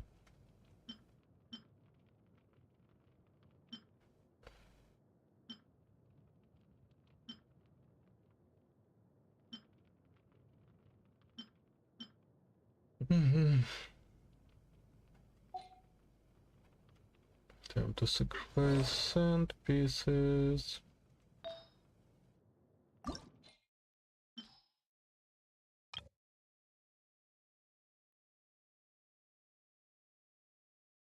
Hey, oh, let's go.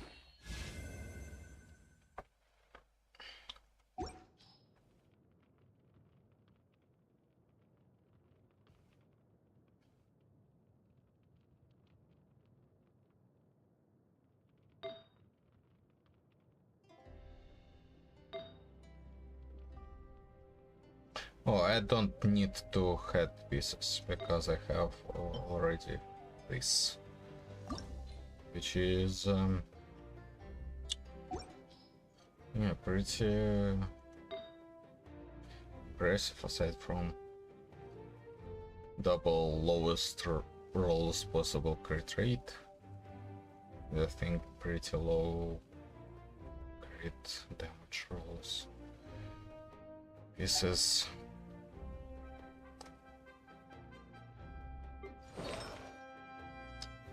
Right, let's see heads. Heads. Or cups.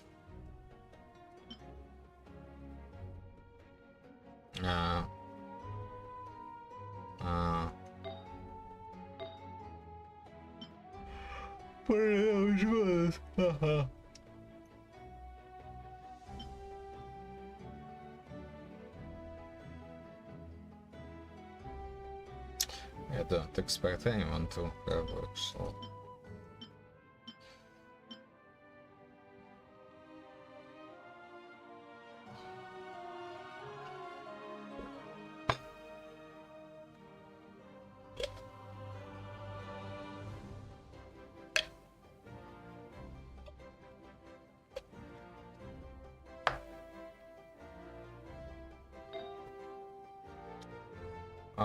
Crit rate, no crit damage, all base stats. The mental mastery and the HP stuff.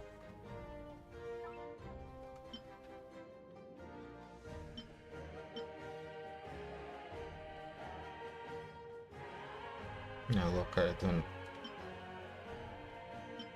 really care for anything. Crit rate, crit damage,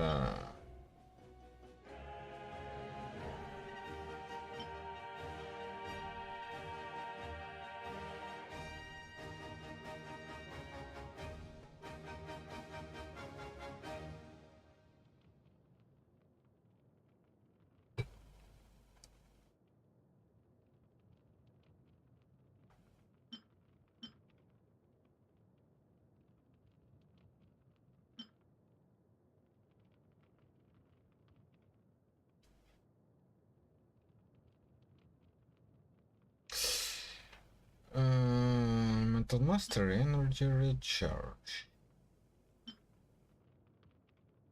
Really? Yeah, that's the only one with energy recharge, it seems. So we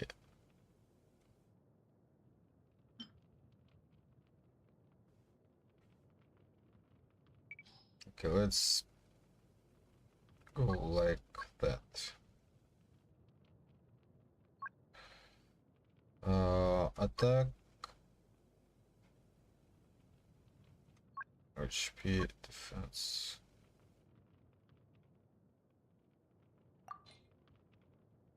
Attack percent. Has energy recharge, nice.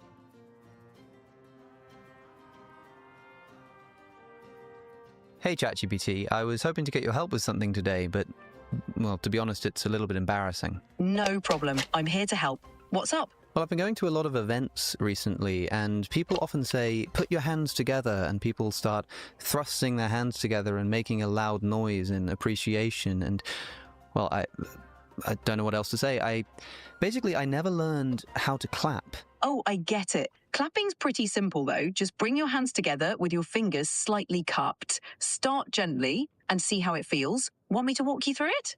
That would be great, actually. I mean, to be honest, I'm a little bit nervous. I'm not really sure how this works. So my hands are currently about 1/2 meter apart, and you're saying I just kind of need to bring them together? Exactly. Bring them together with a bit of force, but not too hard. Start slow and increase speed once you're comfortable. I'm just still a little bit too scared.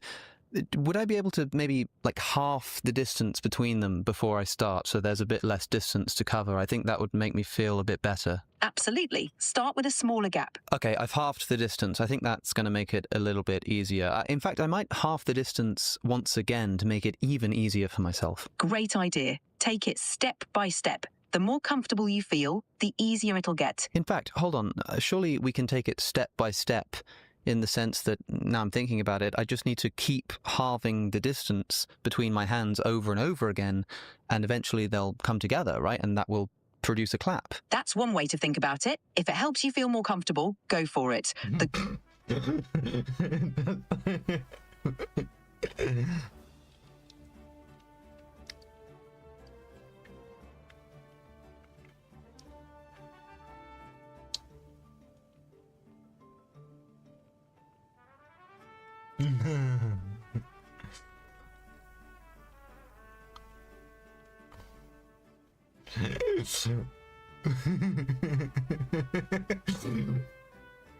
This conversation cost OpenAI 400. No. 467,000.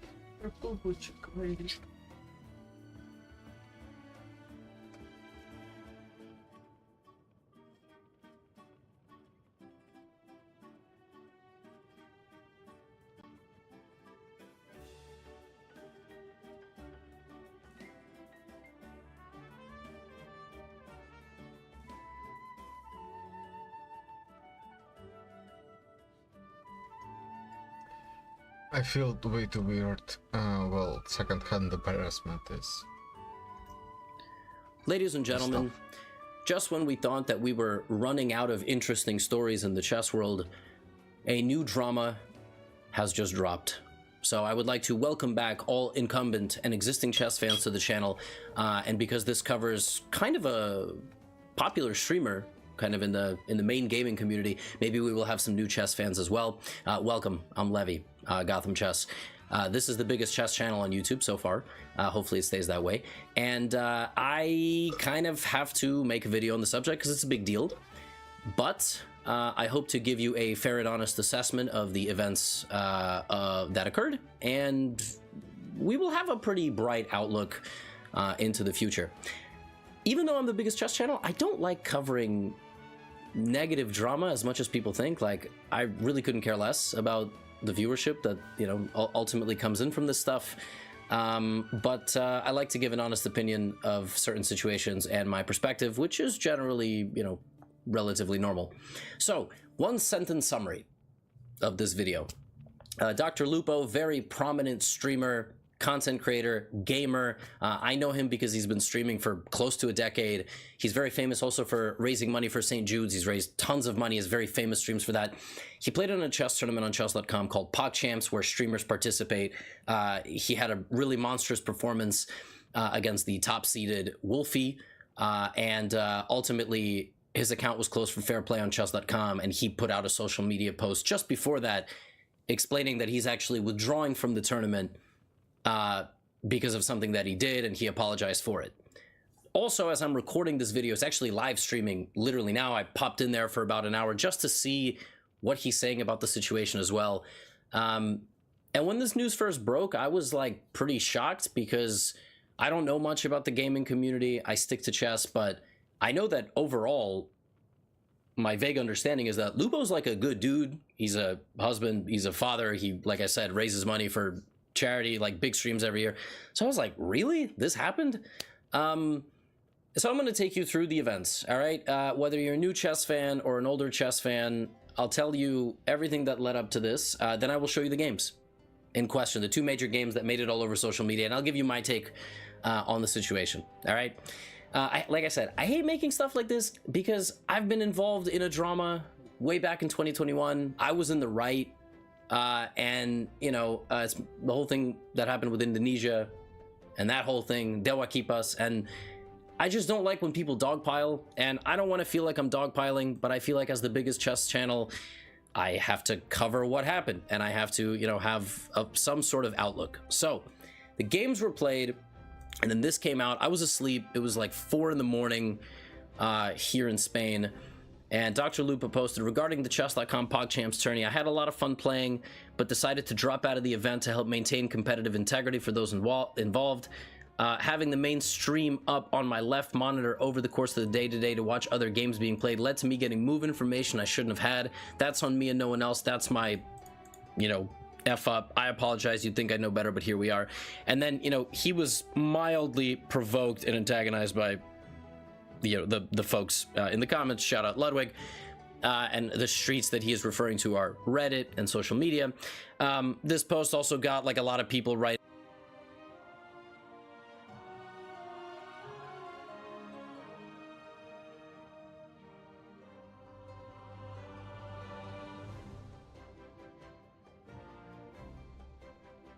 things like accountability. Sorry to hear that. Good on you for doing the right thing. More on that later. That's, you know, that's kind of a little, you know, silly in my mind. But then Chess.com posted, Dr. Lupo has been closed for a fair play violation that occurred during today's PogChamps event. They didn't elaborate. He will be replaced in the consolation bracket before the start. We wish everyone the best tomorrow and remind everyone that anybody receiving help during a match is a violation of our fair play policy. So basically, he said that he was playing while watching the live stream chat, getting moves, and then ultimately, you know, making them. And yeah, by the way, the chess world not satisfied with this. One of many outspoken folks, Grandmaster Andrew Tang, who posts like once a quarter on social media because he has a full-time job, I think. Really sad, you know, how taking accountability seems to be difficult. Chess players know what you did. It's obvious you did the same thing in your other game against Wolfie. Like, have some respect and apologize properly. And like, this is where we, you know, currently stand. Then I will touch on quickly how this happened 4 years ago, actually, in a very, very high-profile incident when Vishwanathan Anand from India did a charity simul, and Nikhil Kamath, who is a businessman in India, also had his account, I believe, closed for fair play violations, and ended up making some sort of, you know, post where he said that the game was played for educational purposes, and then Vishy responded, and yeah, we'll talk about that in a second. Yeah, so here's what I'm gonna say. However people get assistance during a chess game, whether it's through an engine, which is just, you know, Stockfish telling you the best move, inputting the moves, toggling the moves, having a person play on their account, whatever, or, you know, reading chat. A lot of people are tempted to cheat in chess, especially beginners, and like particularly in competitive settings, because it's a very difficult thing to get into, and it can be very, very, very frustrating to lose. Like, especially, you know, because it's a unique game, not like a first-person shooter, which makes you feel really, really dumb, makes you feel like worthless if you lose. It's true. Like, many people just cheat and don't even realize how bad it is. There was a Reddit post like 2 weeks ago in 2025 of a guy whose doctor told him he is a cheater on chess.com and was like, everybody cheats. Like, what's the big deal? It's just chess. This guy's doctor. My first thought was like, can he cheat during surgery? Like, is he gonna like take shortcuts? So I feel like that's what happened here.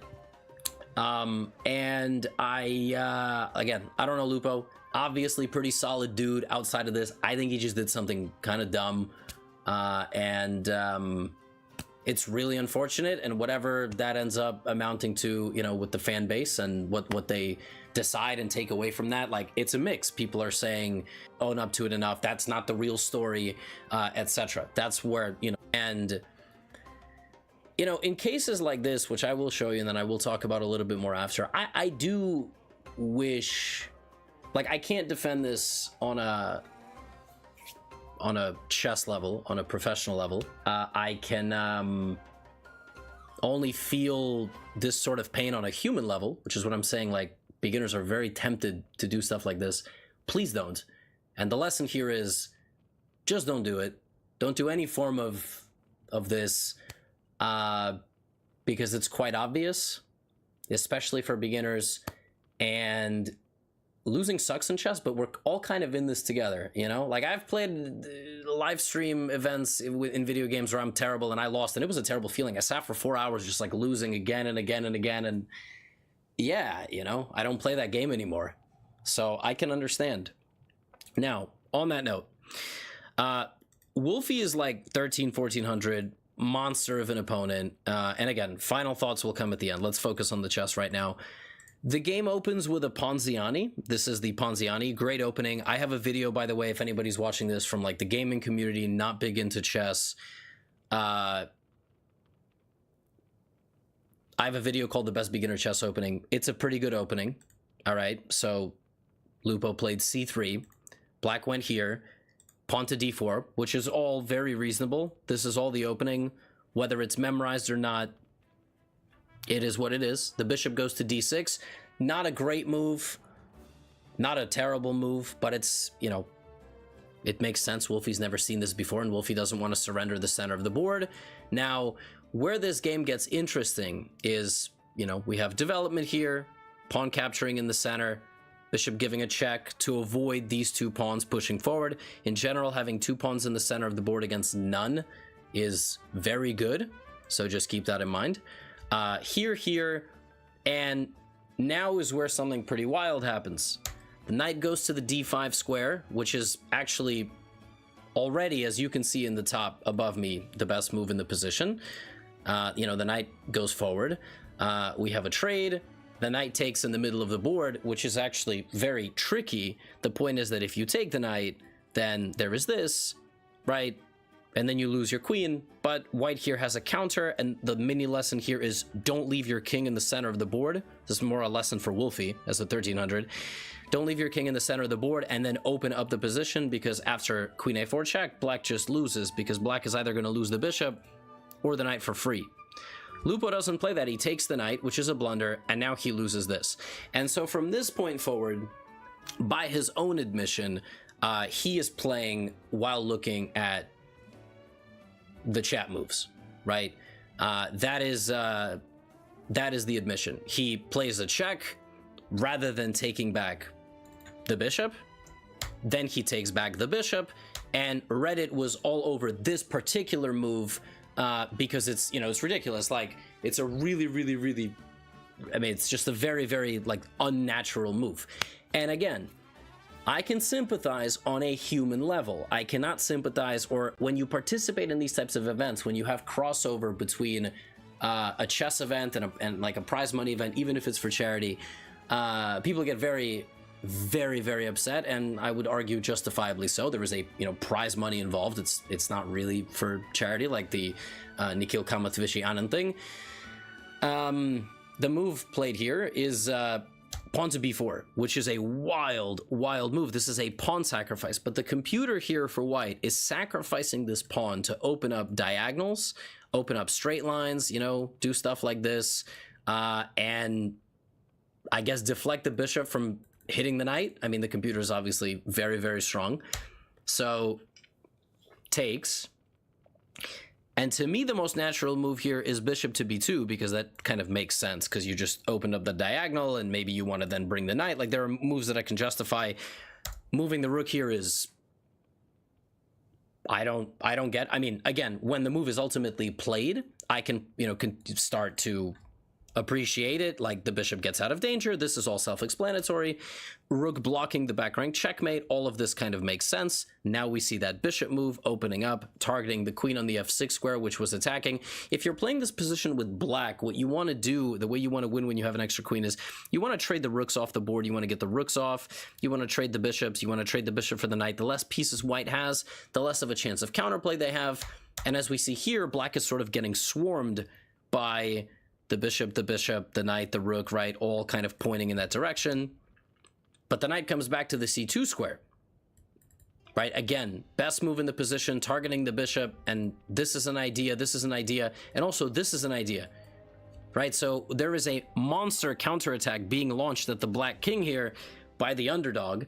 And at the time of this game, by the way, black blundering a bishop, right? The queen was attacked, the queen moved, and now suddenly white has 3 pieces for a queen. White has activated, moved, and at the time, the black king here, right? So there is a monster counterattack being launched at the black king here by the underdog.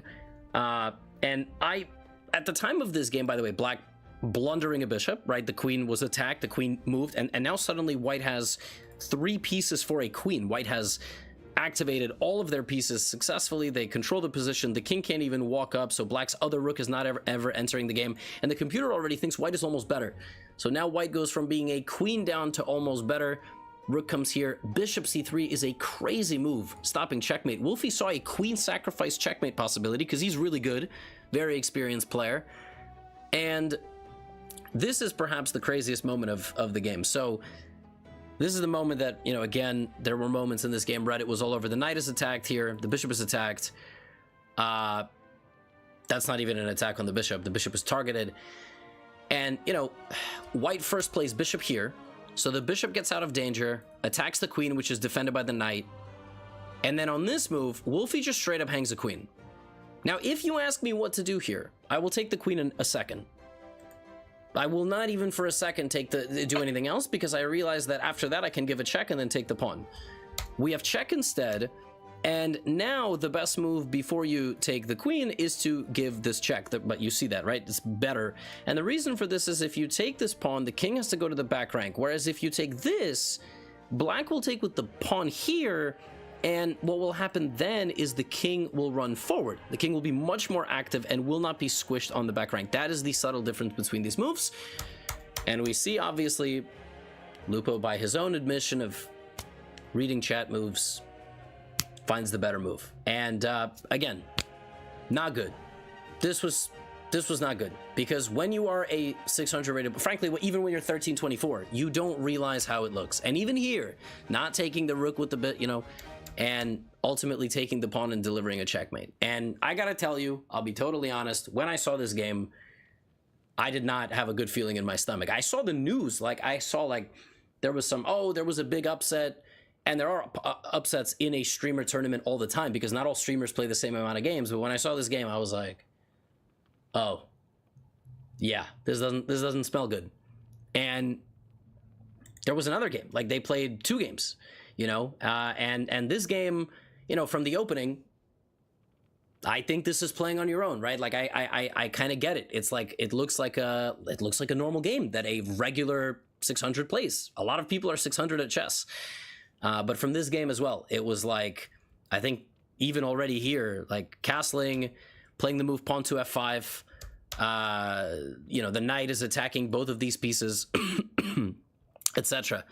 And you know, the most impressive sequence of this game comes somewhere here where, you know, we have a rook move to b4, we have a rook move to g4, and then an attack over here. And instead of that, black traps the knight first and then does this and wins a very convincing game, a really high level game of chess that looked like if I played Wolfie, I might, you know, I might pull off. And so we have the current situation, right? We have a situation where, like I've already said at the beginning of this video, I am very bothered by just simply being a professional chess, whatever you want to call me, player, content creator, personality. That's what I do, and I can't defend these actions at all. And the message here is, you know, some people do this stuff like the simul, like this, because look, everyone calm down. It won't be time to panic until they start arresting the judges.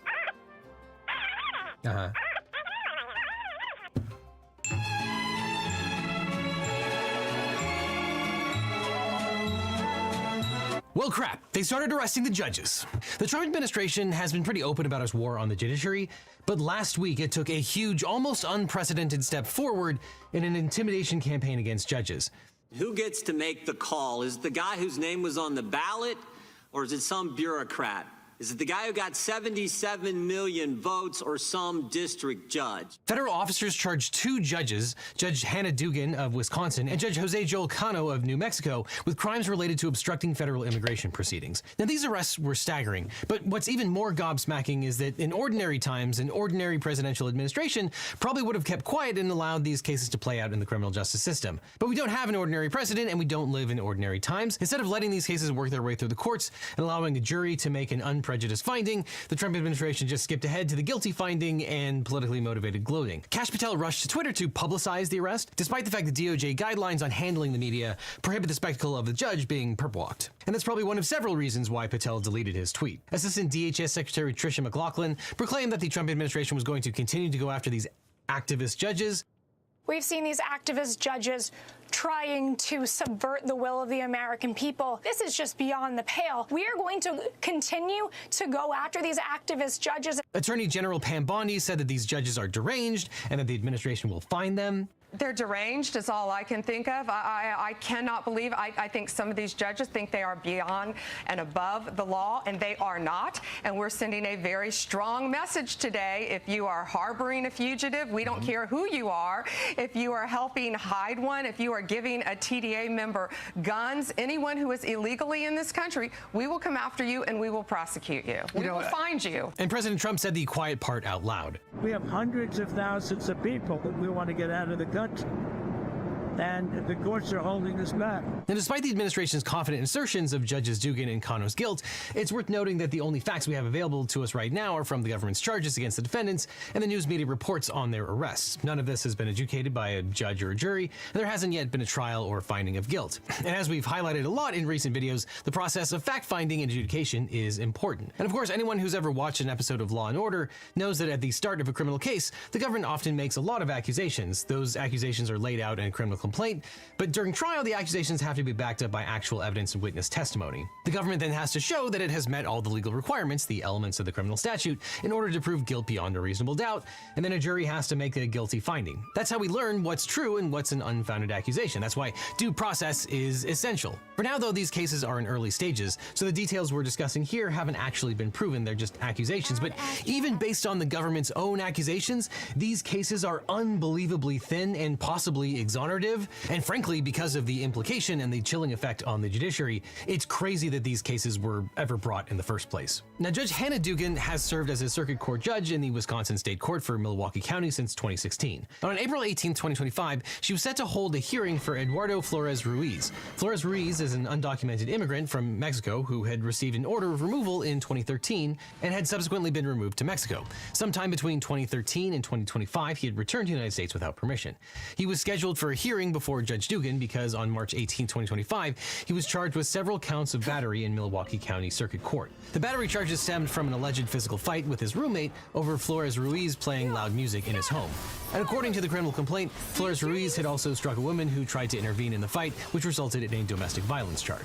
On the day of his April 18th hearing, 6 agents, an ICE officer, a CBP officer, 2 FBI special agents, and 2 DEA special agents were at the courthouse to arrest him under their immigration authorities. They'd apparently seen his name on the court's docket, so they believed it would be easy to apprehend him when he showed up for the hearing. When the plainclothes officers arrived at the courthouse, they identified themselves to the shift sergeant and discussed their plans to arrest Flores Ruiz. They were told that they had to wait until after Flores Ruiz's hearing, so they assembled in the hallway outside of Judge Dugan's courtroom. According to the government's filings, one of the local public defenders recognized the officers and informed Judge Dugan's clerk about their presence in the hallway. The clerk then reported this to the judge, who declared that she was going to call the chief judge and left the courtroom. Judge Dugan, along with another unnamed judge, angrily confronted the officers in the hallway. Now, Judge Dugan hasn't spoken publicly about her motivations, but she had good reasons to be angry about ICE's presence in the courthouse. By arresting immigrants who are complying with lawful orders to appear in court, the administration is actively disincentivizing people, including not just immigrant defendants, but also immigrant witnesses, from showing up in court. So conducting regular sting operations when people show up for court makes it much harder for judges like Judge Dugan to do their jobs. And ICE's presence in the courthouse was not an accident. News reports indicate that ICE has arrested 2 other people at the same courthouse in the past 2 months. In the government's filings, FBI agent Lindsay Schlomer states outright that law enforcement routinely executes warrants and makes arrests in public areas of buildings like the Milwaukee County Courthouse. Special Agent Schlomer admits that the agency does this because the public court dates allow law enforcement to know where and when they can find the immigrant they want to detain. And immigration officials have been doing similar things when immigrants show up dutifully for their immigration check-in appointments. Last week, 2 mothers and their young children were picked up at their regular immigration check-ins, then quickly deported to Honduras. And you can see the problems here. If people start reasonably fearing that they will be picked up by ICE when they show up for court dates or immigration check-ins, they will stop showing up for those appointments. So here it looks like Judge Dugan attempted to protect the integrity of her courtroom by asking the law enforcement officials if they had a warrant, and when they informed her that they had an administrative immigration warrant, which we'll talk about in a second, she told them that they needed a judicial warrant. It's important to understand the distinction between the 2 types of warrants. A judicial warrant is authorized by a judicial court. It can be either a state or federal court, but it has to be signed off by an actual judge. Judicial warrants can authorize a seizure, arrest, or a search. A judicial warrant can permit law enforcement officers to enter a private space like an office or a home, and in order to obtain a judicial warrant, law enforcement must demonstrate to the judge that there is probable cause, that is, a reasonable basis for believing that a crime may have been committed or that evidence of a crime is present in the place to be searched. An administrative warrant, on the other hand, in an immigration context, is issued by an immigration judge or an immigration officer, who are members of the executive branch and are not Article 3 judges. It cannot authorize a search, only an arrest or a seizure. An administrative warrant does not permit officers to enter a private space, so the arrest or seizure must be conducted in a public space. And it's controversial, but ICE agents do not need to meet the probable cause requirement in order to obtain an administrative warrant. And in Judge Dugan's case, the law enforcement officers did not have a judicial warrant. After they confirmed this and offered to show their administrative warrant, Judge Dugan instructed them to speak with the chief judge. And 5 of the law enforcement officers were escorted to the reception area for the chief judge's office. One of the DEA special agents, who had not been recognized, remained outside in the hallway. Now, inside the chief judge's office, the ICE officers showed the unnamed judge their administrative warrant and credentials. The chief judge's clerk got the chief judge on the phone, and the chief judge advised the ICE agent that ICE enforcement actions could not take place in courtrooms or other private locations within the building, but could take place in hallways because those are considered public spaces. Now, according to the government's complaint against Judge Dugan, while the law enforcement officers were in the chief judge's office, Judge Dugan expedited Flores-Ruiz's proceedings, then directed Flores-Ruiz and his attorney to go out the back jury door instead of the door that led to the main hallway where the law enforcement agents had been waiting. The courtroom deputy has claimed that usually only deputies, juries, court staff, and escorted in-custody defendants are permitted to use the back door.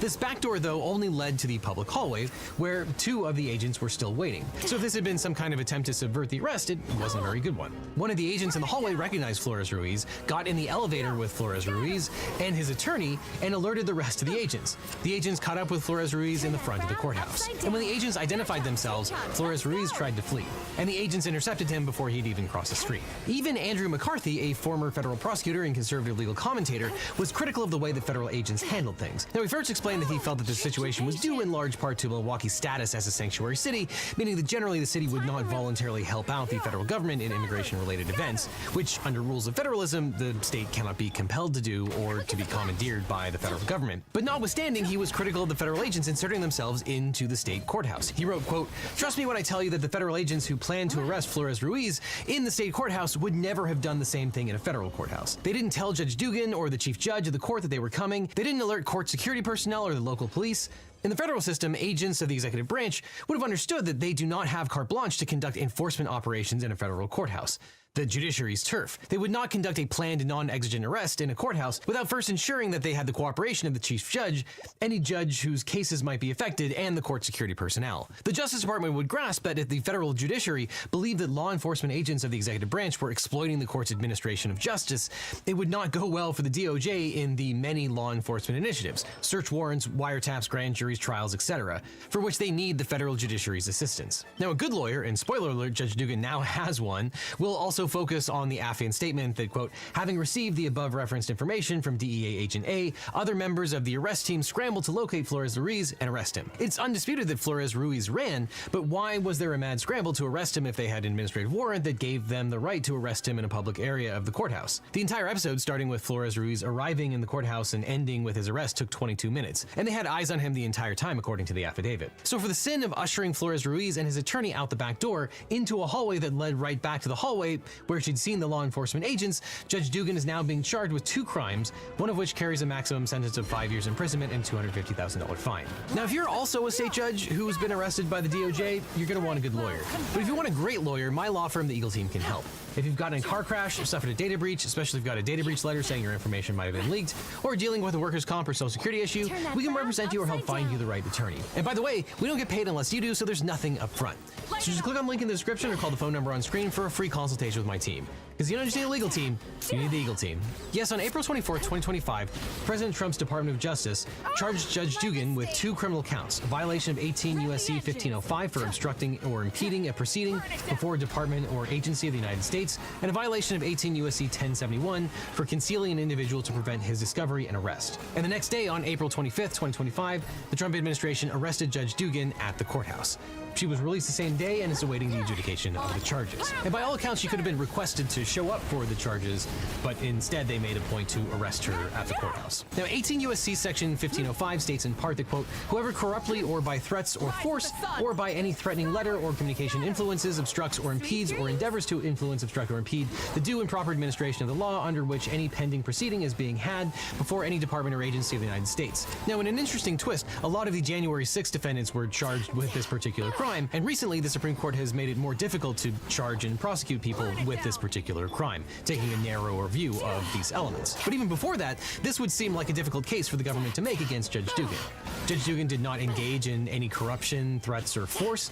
Her alleged confrontations with law enforcement agents were well within the bounds of a judge attempting to protect the integrity of her courtroom and proceedings, and at no point does the government's criminal complaint claim that Judge Dugan was violent or threatening. Judge Dugan also does not appear to have any earnest attempts to obstruct or impede law enforcement's arrest of Flores Ruiz. She merely led him out a door that led into a private hallway that led him right back to the public hallway. So unless there are some other operative details that the government didn't seem fit to include in its filings, Section 1505 will probably be a difficult case to make. Now, the charges under 18 U.S.C. 1071 seem even less likely. Section 1071 states, quote, whoever harbors or conceals any person for whose arrest a warrant or process has been issued under the provisions of any law of the United States so as to prevent his discovery and arrest after notice or knowledge of the fact that a warrant or process has been issued for the apprehension of such person shall be fined under this title or imprisoned not more than 1 year or both.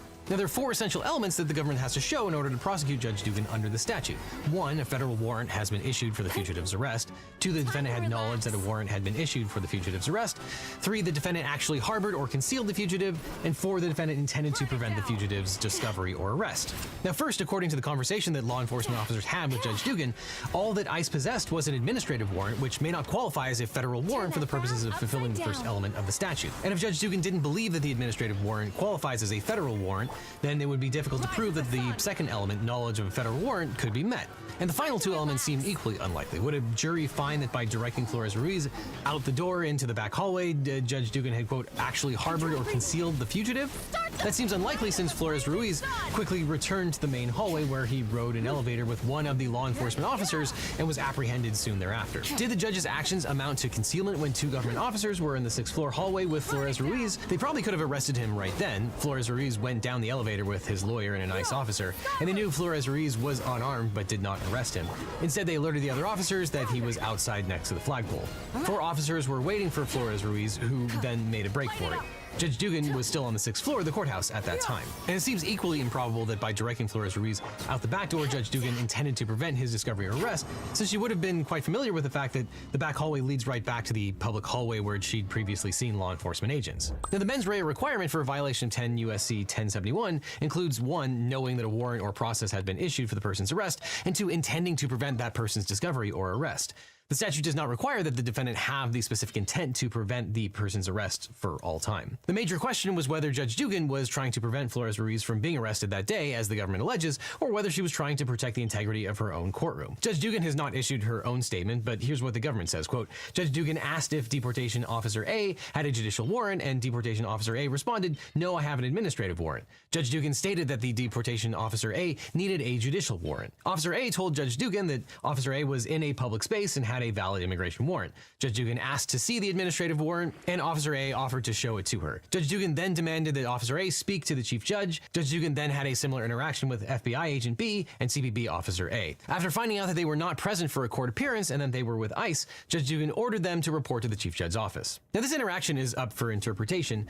It's arguable that the judge was trying to decipher whether it was a judicial or administrative warrant, which she could have thought dictated how they could legally respond to their request. And as we discussed, if it was an administrative warrant, then she didn't have to help ICE. What facts does the government cite to prove that she intended to help him evade arrest? Well, the affidavit says that she was angry, and that could be probative, but a judge can be angry at many different things. The most serious evidence against Judge Dugan hinges on the court's deputy insinuating that Judge Dugan made an exception to normal procedure to help him avoid arrest. The affidavit says, quote, according to the courtroom deputy, only deputies, juries, court staff, and in-custody defendants being escorted by deputies use the back jury door. Defense attorneys and defendants who were not in custody never use the jury door.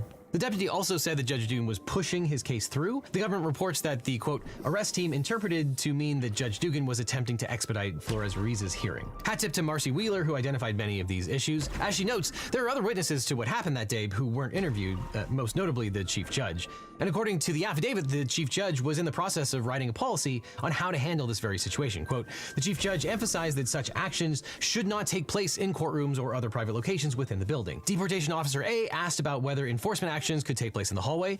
The Chief Judge indicated that hallways are public areas. Now, this could be consistent with the distinction between administrative and judicial warrants and with how Judge Dugan handled this scenario. There's a lot we don't know here, like whether the Chief Judge told Judge Dugan that ICE was free to arrest Flores Ruiz in the hall. If convicted, Judge Dugan would be sentenced under the U.S. sentencing guidelines, and realistically, the guideline range would be 15 to 21 months. Now, additionally, Judge Dugan will likely argue that she was acting within the scope of her official duties as judge. Judges have extremely wide latitude to control their courtrooms. Federal officers cannot commandeer state actors, and there's nothing inherently wrong or illegal about letting a defendant who was before her on state criminal matters leave the courtroom however she liked. I'm sure the federal agents would have liked for her to comply with their every request, but state officials are under no obligation to acquiesce. So I'm sure her argument will be that she was a state judge controlling her courtroom as she saw fit, and had no obligation to comply with anything the federal officers asked, especially in light of the administrative rather than judicial warrant, and that her actions in her own courtroom were official acts outside of the purview of the federal actors. Still, even if that defense is successful, leaving through the not regular door into a private hallway that eventually led back to the public hallway is not a good look. And as a criminal matter, the facts in Judge Dugan's case likely won't lead themselves to an easy victory for the Trump administration. And reasonable minds can differ on the actions of Judge Dugan. But if I may opine for a moment, what bothers me are the tag-along effects of arresting a judge. At best, it would be a marginal case, and you might think the charges are BS, or you might think that the judge was trying to facilitate the man's escape.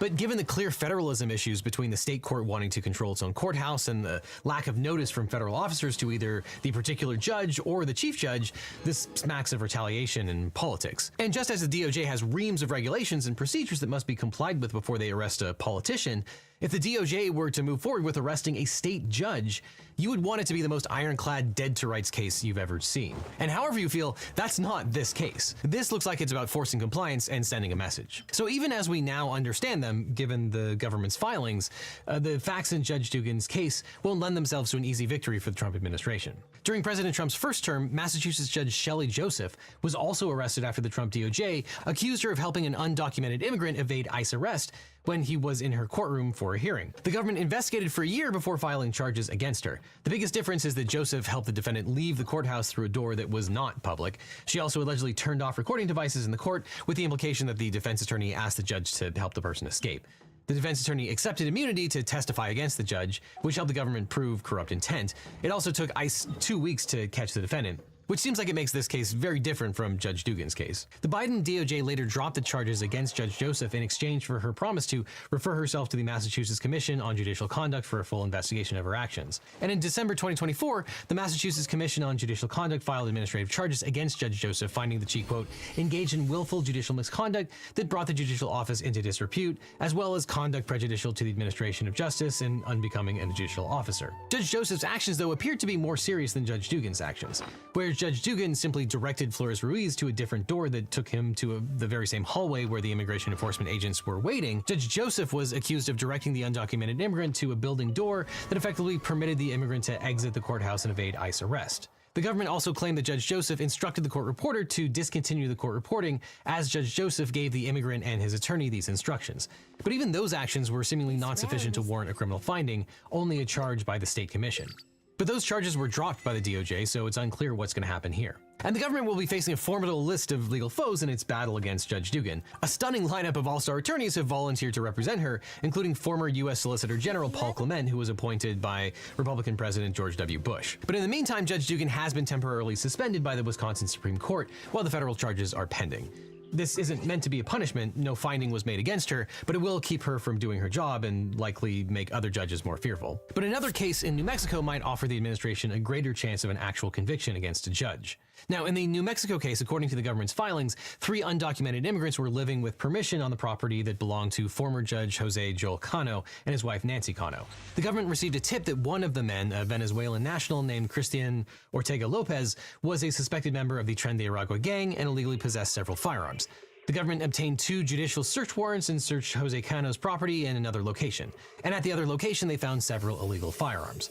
Law enforcement arrested Ortega Lopez and, after interviewing him, concluded that one of his cell phones was unaccounted for. They executed another search on Jose Cano's home and brought Jose Cano in for questioning. According to the government's criminal complaint, while being questioned, Cano admitted that he had destroyed Ortega Lopez's cell phone because he believed it contained pictures or videos that would reflect negatively on Ortega Lopez, specifically pictures of Ortega Lopez with firearms. Mr. Cano's wife, Nancy, was also arrested after the government obtained a video call she had with Ortega Lopez while he was in the detention center. In the call, the government claims that Nancy Cano displayed Ortega Lopez's phone to him on the screen and offered to delete his Facebook account for him. Law enforcement has maintained that Ortega Lopez's Facebook account contained significant photographic evidence regarding the crimes he'd been charged with, including pictures of him with firearms, gang-related tattoos, clothing, and hand gestures. Agents executed another search warrant at the Cano's residence on April 24th to locate Ortega Lopez's 4th unrecovered cell phone. During that search, Joel Cano allegedly admitted to smashing the cell phone with a hammer 5 weeks prior because he believed it contained photos and videos of Ortega Lopez that would incriminate him. Judge Cano resigned from his position after the New Mexico Judicial Standards Commission initiated disciplinary action. Cano told the commission that the 3 men were asylum seekers who had asylum hearings scheduled. He also alleged that the 3 men traveled throughout the U.S. and made it through checkpoints without being detained. Though the fact that they made it through checkpoints is not the best indication that they were here legally. But regardless of whether the Canos reasonably believe that the men were legal, their actions are extremely serious. And obviously you can't destroy evidence, even if you're a judge or a former judge. In response to Jose and Nancy Cano's actions, law enforcement charged them both with violations of 18 U.S.C. 1512. Jose Cano was charged with tampering with evidence, and Nancy Cano was charged with conspiracy to tamper with evidence. Now, if it's true that Jose Cano admitted to destroying the phone in order to destroy evidence of Ortega Lopez's gang involvement, then the government may actually have a case here, but again, they will have to prove that in court. Here, given Judge Cano's position in public trust and his alleged action to destroy evidence, his sentence would start at 21 to 27 months with prison time required. But unfortunately, instead of letting the jury adjudicate the charges and staying focused on the destruction of evidence, the Trump administration has used Jose Cano's case to make a statement about broader immigration policies in sanctuary cities. In an official DOJ statement about the arrests of Judges Dugan and Cano, DOJ Deputy Attorney General Todd Blanche proclaimed, quote, "Sanctuary cities that shield criminal aliens endanger American communities. This Justice Department will not stand by as local officials put politics over public safety. Reckless sanctuary city policies create a sanctuary for one class. Criminals, those days are over." Which is interesting and unfortunate because neither of those cases were actually about sanctuary cities. But both of these cases seem to be the tip of the spear for a larger policy objective. In a January 2025 memo by Acting Attorney General Emile Beauvais, the administration proclaimed its intentions to, quote, take all steps necessary to remove undocumented immigrants and prosecute them for crimes. Trump's DOJ indicated that it planned to do more vigorous prosecution for a long list of immigration-related crimes, including crimes that involved harboring or transporting undocumented immigrants. The administration went so far as to require prosecutors to do regular reporting to the DOJ on immigration enforcement numbers and to disclose to the DOJ all decisions not to prosecute. Now, we've talked a lot recently about how executive orders and DOJ policy memos aren't actually the law, but this is an example of where these kinds of memos actually have some real effect. Here, the administration took aim at sanctuary cities and state and local government officials who, in the opinion of the administration, stood between the administration and their deportation goals, arguing that, quote, the Supremacy Clause and other authorities require state and local actors to comply with the executive branch's immigration enforcement initiatives. Federal law prohibits state and local actors from resisting, obstructing, and otherwise failing to comply with lawful immigration-related commands and requests pursuant to, for example, the President's extensive Article II authority with respect to foreign affairs and national security, the Immigration and Nationality Act, and the Alien Enemies Act. The memo proclaimed that the DOJ intended to investigate and prosecute state and local officials who obstruct immigration enforcement. And Trump doubled down on this in his April 28, 2025 executive order on, quote, protecting American communities from criminal aliens. In that order, the administration reiterated its goal to, quote, pursue all necessary legal remedies and enforcement measures against sanctuary cities. So given the Trump administration's ongoing hostility toward any officials that don't genuflect to its draconian and questionably legal immigration policies, and its dislike of judges in particular, it's not surprising that the DOJ decided to go after Judge Dugan. But it's particularly interesting to see how the media has covered the arrests of both judges. The arrest of Judge Hannah Dugan in Wisconsin was so shocking that a whopping 620 sources covering it, with about 50% of the reporting coming in from the center, a little more than 30% from the left, and less than 20% coming from the right. And when you examine the headlines, you see some very different frames emerge that shape how readers interpret and understand the events that are unfolding. From the right, the most common theme is to refer to the migrant as an illegal immigrant and characterize Judge Dugan's actions as part of aiding an escape. Left-leaning sources tended to downplay his immigration status while describing the judge's actions as shielding him or helping him evade ICE. And then from the center, headlines typically frame the events around the FBI alleging that she had obstructed immigration agents. Now, the headlines you read first have immense power to shape how you understand the news. And that's why I like to see the news from as many angles as I can with the help of today's sponsor, Ground News. Ground News is a website and app developed by a former NASA engineer on a mission to give readers an easy, data-driven, objective way to read the news. And right now they're offering Legal Eaglets 40% off their unlimited access Vantage subscription. You can scan the QR code or use the link in the description to get a discount for a limited time. Because Ground News gathers related articles from around the world and across the political spectrum, so you can see the bias and compare coverage. Every story comes with a quick visual breakdown of the political bias, factuality, and ownership of the source's reporting, all backed by ratings from 3 independent news monitoring organizations. One of my favorite parts is their bias comparison feature, which highlights specific differences in reporting across the political spectrum. This can be especially helpful when reading stories from sources you've never heard of, where there's no telling who owns it or what agenda they might have. I also love their blind spot feature, which shows you stories that are underreported by either side of the political spectrum. Like the story of Judge Jose Cano of New Mexico that we also covered in the story. You can find the story using the blind spot feature, as over 80% of the coverage was from the right or center sources, with less than 20% coming from the left. This type of breakdown of political bias in the news media helps explain why we often talk past each other and why some people seem hyper.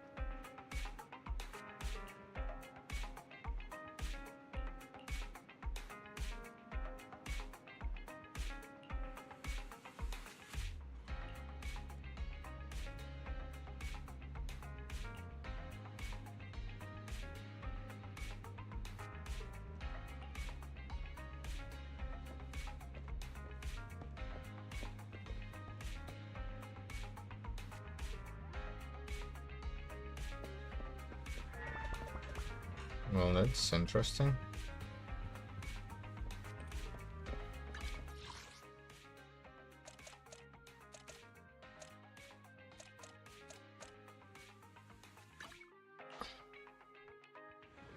Focused on what to others seems like nonsense or fake news. But all this is why Ground News is my favorite way to get the news. And as a Legal Eaglet, you can save 40% off the Ground News Vantage subscription by scanning the code that's on screen or clicking on the link down below.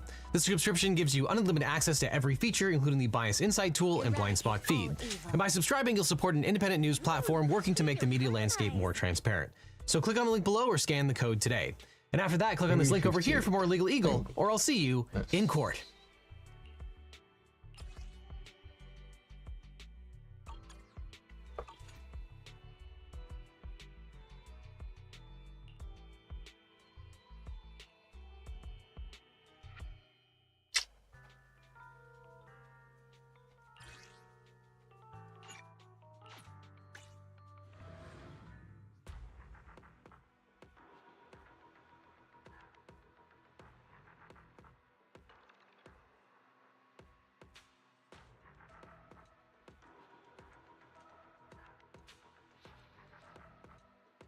Пам-пам. Перемирие к 9 мая, Простоквашино от Андреасяна и 100 дней Трампа. Привет, я Руслан Усачев, и сегодня мы поговорим о самых интересных новостях и событиях в России и мире за последнее время. Только лайк сначала поставьте, пожалуйста. Пам-пам. Прошли первые 100 дней Трампа на посту президента, его второго срока. А это у них в стране важная дата, по ней принято какие-то промежуточные итоги подводить, первые итоги президентства. С одной стороны, это вообще ни на что не влияет, с другой, это же Трамп. Конечно же, это важно для него отметиться свершениями какими-то. То, что у него войну России с Украиной не получилось остановить, это мы как бы заметили. Я думаю, заметили, да? Но что там по другим достижениям? Кроме указа о возвращении пластиковых трубочек в США. Сам Трамп, естественно, очень доволен. У него 100 дней побеждений. С другой стороны, частично можно судить по рейтингам. Как сами американцы оценивают его президентство. И там дела идут, уже не так хорошо, как в голове у Трампа. Вот это данные опроса, который провел республиканский канал Fox News. Единственная область, где больше половины американцев довольны работой президента, это безопасность на границе. Ну и высокие рейтинги у сопутствующих вопросов миграции, депортации. Примерно пополам оценки. С остальным вот дела не очень. Особенно в области экономики. Пошлины, инфляция, общее состояние экономики, это людям не нравится. Не получается у Трампа сбить цену на куриные яйца. Плюс все больше и больше прогнозов на рецессию уже в этом году. Естественно, это не только его вина. Байден жестко печатал деньги, разгонял инфляцию, то есть там часть проблем, с которыми пришлось бы разбираться любому президенту, который пришел после Байдена. Особенность политической системы США. По сути, нам тут важно только одно, что Трампу было бы очень приятно к 100 дням правления отчитаться об остановке военного конфликта. А теперь можно предположить, что есть риск того, что он потеряет просто интерес к вопросу и отдаст его на откуп своим помощникам. Это замедлит переговорный процесс. Пам-пам. Возможно, когда вы смотрите это видео, началась война между Индией и Пакистаном. Скорее всего, пока все обойдется, эту фразу я вырежу, если не обойдется, но со своего рода анонсом официально выступил министр информации Пакистана. Он заявил, что Индия собирается нанести по нему, не по Пакистану, не по министру самому, военный удар в ближайшие сутки-полтора. По его словам, у страны есть достоверные сведения о том, что Индия готовит атаку под предлогом недавнего нападения на туристов в Кашмире. И, естественно, он пообещал решительный ответный удар на любые действия. Что у них там, собственно, произошло? Кашмир — это спорная территория, за которую Индия и Пакистан уже воевали не раз. И неделю назад в индийской части региона террористы расстреляли группу с туристами, погибло 26 человек, причем стреляли по людей именно по религиозному признаку. Пакистан — это исламская страна. Соответственно, часть Кашмира тоже исповедует ислам. При этом Индия все время старается усилить свой контроль в регионе. Например, недавно они объявили планы о том, чтобы массированно застраивать жилье и переселять туда десятки тысяч людей из других индуистских регионов Индии. Такая мягкая сила, чтобы изменить долю мусульман в регионе. Это вызвало протесты, в том числе последовали вот такие атаки боевиков на мирных жителей. Может быть, замнут все в этот раз. Может быть, Индия нанесет несколько ракетных ударов, как делала раньше. Но просто важно помнить в этом моменте, что у обеих сторон есть ядерное оружие. Пам-пам. Перемирие! Да, опять, до этого было пасхальное, а вот теперь в честь празднования 80-летней годовщины победы Советского Союза в Великой Отечественной войне. И в Кремле объявили, что российские войска остановят все боевые действия с полуночи на 8 мая до полуночи на 11 мая. По решению Верховного Главнокомандующего, исходя из гуманитарных соображений. На самом деле эта история даже больше похожа на пасхальное прекращение огня. Потому что опять все по сути происходит в одностороннем порядке. Это не результат предыдущих переговоров, а Россия просто объявляет о планах прекратить огонь в обозначенные сроки. А дальше украинцы сами решают, поддерживать или нет. Желательно поддерживать. Кремль считает, что Украина должна последовать этому примеру, однако тут же отмечает, что в случае нарушения перемирия украинской стороной войска РФ будут отвечать. Перед тем, как я начну так цинично крутить эту новость на предмет всяких там политических взглядов, интриг, многоходовочек, базово хочется сказать, что в принципе, в любом формате перемирие это здорово. Будет погибать меньше людей, чем погибало бы без него. А в идеале перемирие начнется и не закончится. Успеют договориться на его продолжение, а потом полноценный мир. А теперь порассуждаем, почему в конце апреля анонсируется короткое перемирие, которое будет там через 1,5 недели в мае. Пасхальное перемирие Путин объявил буквально за 2 часа. У Зеленского почти не было времени среагировать. Он дал очень сначала невнятный ответ, из-за чего некоторые даже подумали, что Украина отвергла предложение. У украинской стороны основная мысль, что нужно полное, безусловное прекращение огня хотя бы на 30 дней. Либо никак. Но в итоге какой-то формат пасхального перемирия был. На фронте стало заметно тише. То есть какие-то нарушения фиксировались. И на этом можно посмотреть как на попытку Путина продемонстрировать, что его армия слушается. Сказал, и через 2 часа режим тишины. А у Зеленского вот проблемы с контролем над собственной армией. Но теперь наоборот. Я встречал комментарии, что Путин слишком заранее анонсирует прекращение огня. Почему бы не начать его прямо сейчас? То есть опять недоволен. Видимо, тут история с тем, что на данный момент переговоры идут только через посредника в виде США. Это мы и так знаем. И Путин такими ходами демонстрирует, что он как бы готов прекращать огонь. И помимо этого, он показывает свою сильную позицию, что даже наступая там на многих участках фронта, готов прекращать огонь, останавливать свои войска. Это работает в системе, если Трампу очень важно показать, кто, у кого силы в регионе. Если Трамп уважает силу, то Путин ее показывает таким вот образом. То есть надо сделать скидку на то, что есть разные какие-то скрытые мотивы у всех этих решений. Наверное, самое перспективное, что прозвучало, это слова Лаврова о том, что объявление перемирия на дни празднования 80-летия Победы — это начало прямых переговоров с Киевом без предварительных условий. То есть такое приглашение к тому, чтобы начать это перемирие и не заканчивать. По факту сейчас не сильно что-то поменялось. Украина также хочет безусловного прекращения огня на 30 дней минимум. Именно об этом Зеленский в очередной раз говорил на их импровизированной встрече с Трампом на похоронах Папы Римского. Да, я пропустил выпуск на прошлой неделе. Папа Римский умер. На Пасху прямо. Но Россия также заявляет, что без какой-то предварительной подготовки невозможно будет контролировать режим прекращения огня. И как аргумент приводит опыт пасхального перемирия. Так что, возможно, причина всех этих заявлений, перемирий, комментариев в том, что стороны переживают, что у Трампа кончится терпение, и он забьет на все, переключится там на другой регион какой-нибудь. Поэтому всем по очереди нужно показать, что к переговорам готовы. Мы готовы, это они нет. Нет, это мы готовы, они нет. Но если с 8 по 11 мая будет меньше стрелять, меньше людей погибнет, не прилетят дроны в мирных жителей, это уже хорошо. Пам-пам. До лета осталось всего 30 дней.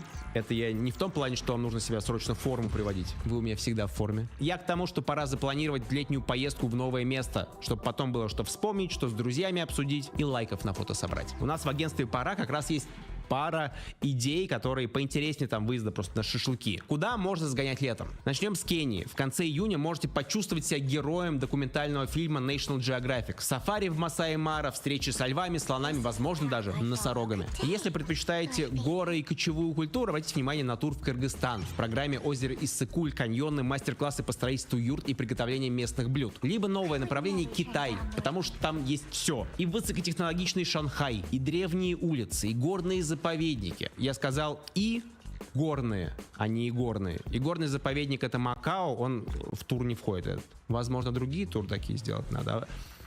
Подумаем. Китай для меня, на самом деле, ожидаемо оказался одним из самых ярких впечатлений, если брать мои последние поездки, поэтому супер рекомендую. Летняя пора уже близко, поэтому стоит определяться своими планами. Ссылка, как обычно. Пам-пам. Сарик Андреасян переснимает «Каникулы в Простоквашино». Готовьтесь. Это я, почтальон Печкин. Кто там? Кто? Почтальон в драповом пальто. Ну что ж, вот такое есть, да. Только мы чуть в себя пришли после трейлера «Буратино».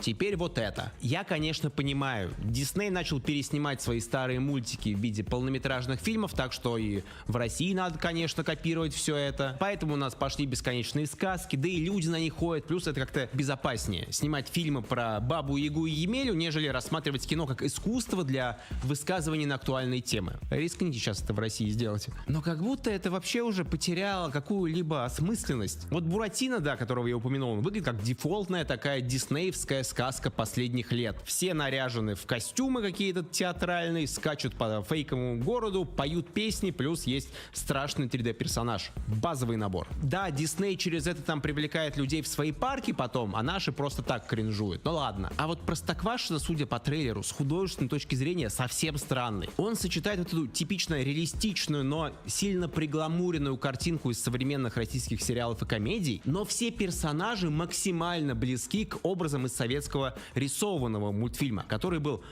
очень сильно стилизован. И в итоге персонажи это либо мультяшные 3D-животные, нереалистичные, либо живые люди, которые одеты как какие-то маскарадные костюмы на них. То есть это совершенно не мэч с сеттингом окружающим. Я не знаю, было ли это изначальное видение Сарика Андреасяна, или он просто раздал задачу своим подрядчикам, они сделали как умеют, и это в итоге не срослось, я не знаю. Но знаю, на что это в итоге вышло похожим. Это вот как будто нейросеть попросили оживить советский мультик, как вот делал там Гарри Поттера в российских реалиях, а так попросили сделать реалистичное Простоквашино. Неправильно ты, дядя Федор, бутерброд ешь. Ты его колбасой кверху держишь, а надо колбасой на язык класть. Судя по такому трейлеру, можно было сильно сэкономить и просто попросить нейросеть перерисовать старый мультик. На данный момент вся надежда на Охлобыстина в роли Печкина. Вот это может быть смешно. Пам-пам. Девушка в Великобритании загрузила в чат GPT фото своей ладони. Рассчитывала, что бот ей погадает на ручке. Но вместо рассказа о линиях жизни, сердца, ума, нейросеть обратила внимание на родинку на ладони и предупредила, что точка выглядит очень похожей на редкий опасный вид рака кожи, который чаще всего проявляется на ладонях и слишком поздно диагностируется. Поэтому стоит пойти и провериться. Искусственный интеллект, судя по скриншоту, даже отказался продолжать гадание, пока пользователь к врачу не сходит. Я полистал ее страницу, там нет каких-то важных обновлений по этой истории, то есть либо все обошлось, может быть, она вообще выдумала просто эту историю. Но я знаю, чем вы займетесь после просмотра этого видео. Вы отправите в чат GPT фотографию той стороны точки, которая у вас недавно появилась на коже. Пам-пам. Знаете, сколько стоит выступление Надежды Кадышевой и ее ансамбля театра «Золотое кольцо»? От 15 до 20 миллионов рублей за одно шоу. Совсем офигели эти зумерские звезды. Трек в ТикТоке у нее залетел, она заламывает себе цену теперь. Это, кстати, лишь частично шутка. 65-летняя Надежда Кадышева стала самой высокооплачиваемой артисткой в России как раз на фоне новой волны популярности. В прошлом году у нее в соцсетях выстрелила песня «Плывет веночек». Зумеры это превратили в танцевальный тренд, там всякие дальше каверы, ремиксы, челленджи и концерты Кадышевой теперь напоминают рейв. Я думаю, что сюда же можно еще добавить общий такой всероссийский тренд на русскость. Это опять стало модным. А Кадышева и ее «Золотое кольцо», вот они были в теме в этой десятки лет. Она вам не шаман, которая там примазалась только пару лет назад. Кадышева true. Тут стоит различать. То, что она так много денег запрашивает, не означает, что она самая востребованная певица. Может быть, она просто заламывает цену. То есть я посмотрел, за последний месяц у нее на Яндекс.Музыке порядка 2,5 миллионов слушателей. Это примерно на уровне Love 66 или Валя Карнавал, но в 2,5 раза меньше, чем у Big Baby Tape, в 5 раз меньше, чем у Басты. Какой вывод можно сделать из всех этих чисел? Если у Кадышевой одно выступление стоит 20 миллионов рублей, то это значит, что очень круто быть внуком Кадышевой. Прикиньте, у вас бабушка столько загребает. Пам-пам. Хочу поделиться с вами радостной новостью. Я наконец-то получил новый паспорт. На самом деле, я его даже еще не распаковал, конверт этот. Хочу с вами разделить момент. Вот он. Паспорт путешественника от Aviasales. Да, это не такой паспорт, о котором надо сообщать в МВД, это что-то вроде коллекционного альбома для тех, кто исследует Россию. Часть кайфа путешествий в том, чтобы штампы новых стран за грани собирать, а так как при поездках по России печати не ставят, то Aviasales решили исправить это упущение. Прилетайте в один из 15 городов, которые участвуют в кампании, ищите в аэропорту стойку вашего любимого сервиса по поиску и продаже авиабилетов и ставите себе красивый штамп. Со временем будут добавляться новые места, где можно поставить печать. Сейчас это можно сделать на кассе в подписных изданиях или в Ельцин-центре. Это удобно по двум причинам. Во-первых, из каждого города будет уникальный штампик, а во-вторых, ваш настоящий паспорт не аннулируют за посторонние отметки. Мне вообще предлагали, перед тем, как отправили паспорт, проставить там печати, потому что я из 15 городов был в 12. Но я отказался, все должно быть честно, так что у вас легко получится меня обогнать и заполнить паспорт быстрее. Паспорт заказать можно на Озоне. Артикулы и всю дополнительную информацию можете найти по ссылке в описании или по этому QR-коду. Пам-пам. Товарищи сталинисты, хорошая новость. Владимир Путин подписал указ о присвоении международного аэропорта Волгограда наименование Сталинград. Приурочено это, как и многое сейчас, к 80-летию Победы. Официально Путина об этом попросил губернатор Волгоградской области. Обосновал тем, что к нему очень часто обращаются жители Волгоградской области, Волгограда самого, соседних областей, в том числе и ветераны, и участники специальной военной операции. Поэтому надо переименовывать. Я посмотрел указ президента, там речь идет об историческом названии. Прямо в тексте сказано, что это не влечет за собой изменение установленного наименования этого географического объекта. То есть это какой-то по итогу чиновничий язык, то есть они переименовали, но не совсем переименовали. Я не знаю, как вывеска теперь будет выглядеть. Может быть, как в Википедии пишут, в скобочках будет написано Сталинград. Потому что старое название убирать — это гемор. Аэропорт международный, будет очень много путаницы. Напишите, как вы относитесь к таким заигрываниям властей с подобным неймингом. То есть понятно, что большое внимание СМИ, ну, помимо того, что Путин что-то сделал в России, это точно надо всегда освещать, еще связано с тем, что, ну, это связано с именем Сталина. Там уже опять тизерят, что весь город можно переименовать в Сталинград. Интересно, это будет тоже историческое название или прям полноценно. Я вот как-то большого значения этому не придаю, то есть это символизм, но это не знак того, что государство хочет вернуться в советские времена, во времена Сталина. По этому поводу у меня больше вопросов возникает, когда я слышу такие высказывания. В Следственном комитете создадут совет по культуре. Вот это больше звучит как возвращение к тоталитарному контролю за жизнью людей, но при этом без бонусов социалистического строя. Это, кстати, был бонус, это была новость внутри новости для тех, кто внимательно смотрит. А то, что аэропорту дали дополнительное название, это у меня другой вопрос вызвало. Несколько лет назад был же вот конкурс «Великие имена России», когда аэропортом голосованием людей выбирали дополнительные названия. Вот почему тогда у аэропорта Волгоград не появилось второго имени? Я погуглил, и на самом деле тогда выбрали имя аэропорту, имя Алексея Моресьева, но в 2018 году, когда голосование проводилось, Путин не подтвердил его переименование. То есть, походу, они специально придержали тогда второе имя аэропорта Волгограда, чтобы сейчас его переименовать в Сталинград. Вот это, я понимаю, долгосрочное планирование. Куда более долгосрочное, чем поддержание жизни самого сайта конкурса. Он вот так сейчас выглядит. А еще Путин тогда не разрешил называть питерский аэропорт Пулково именем Достоевского. Вопрос. Какие у них планы на Пулково? Пам-пам.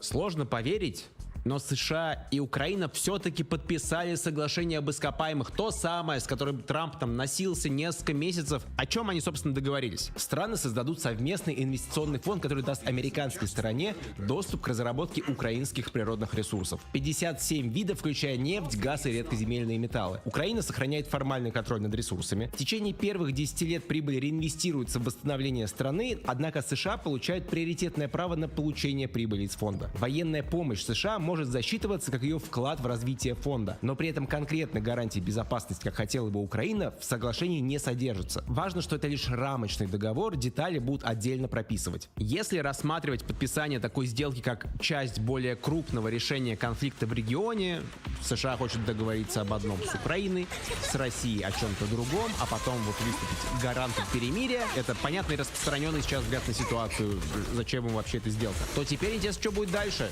на чьей там стороне мяч, или у кого карты, на чьей стороне карты. Пам-пам.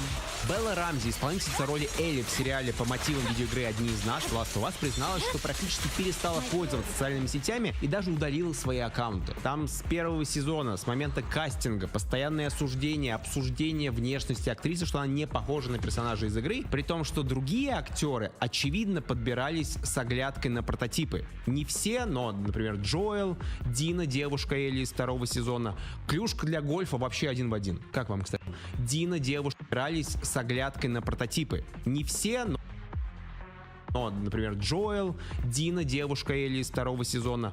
Клюшка для гольфа вообще один в один. Как вам, кстати, второй сезон, кто смотрит? Я вот признаю, что есть мысль забросить просмотр. Не то, что сериал плохой, а просто из-за того, что я знаю, чем все закончится. То есть меня не сильно цепляет. Я буквально прожил все это, когда играл. И это не так давно было. Я помню еще это. Мне интересно смотреть, где похоже сделали, где что-то изменили, и все. То есть, видимо, дословная экранизация игр — это не мое. Белла Рамзи хорошо выглядит в роли Элли. Она там переживала, что ей ко второму сезону нужно атлетично выглядеть.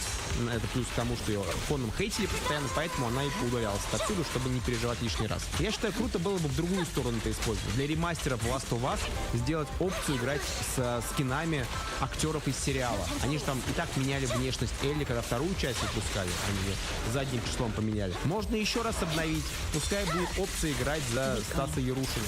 Пам-пам. В американском Браунсвилле, штат Техас, открылась кофейня Starbucks Нептуна. Пам-пам. Можно еще так меняли внешность Элли, когда вторую часть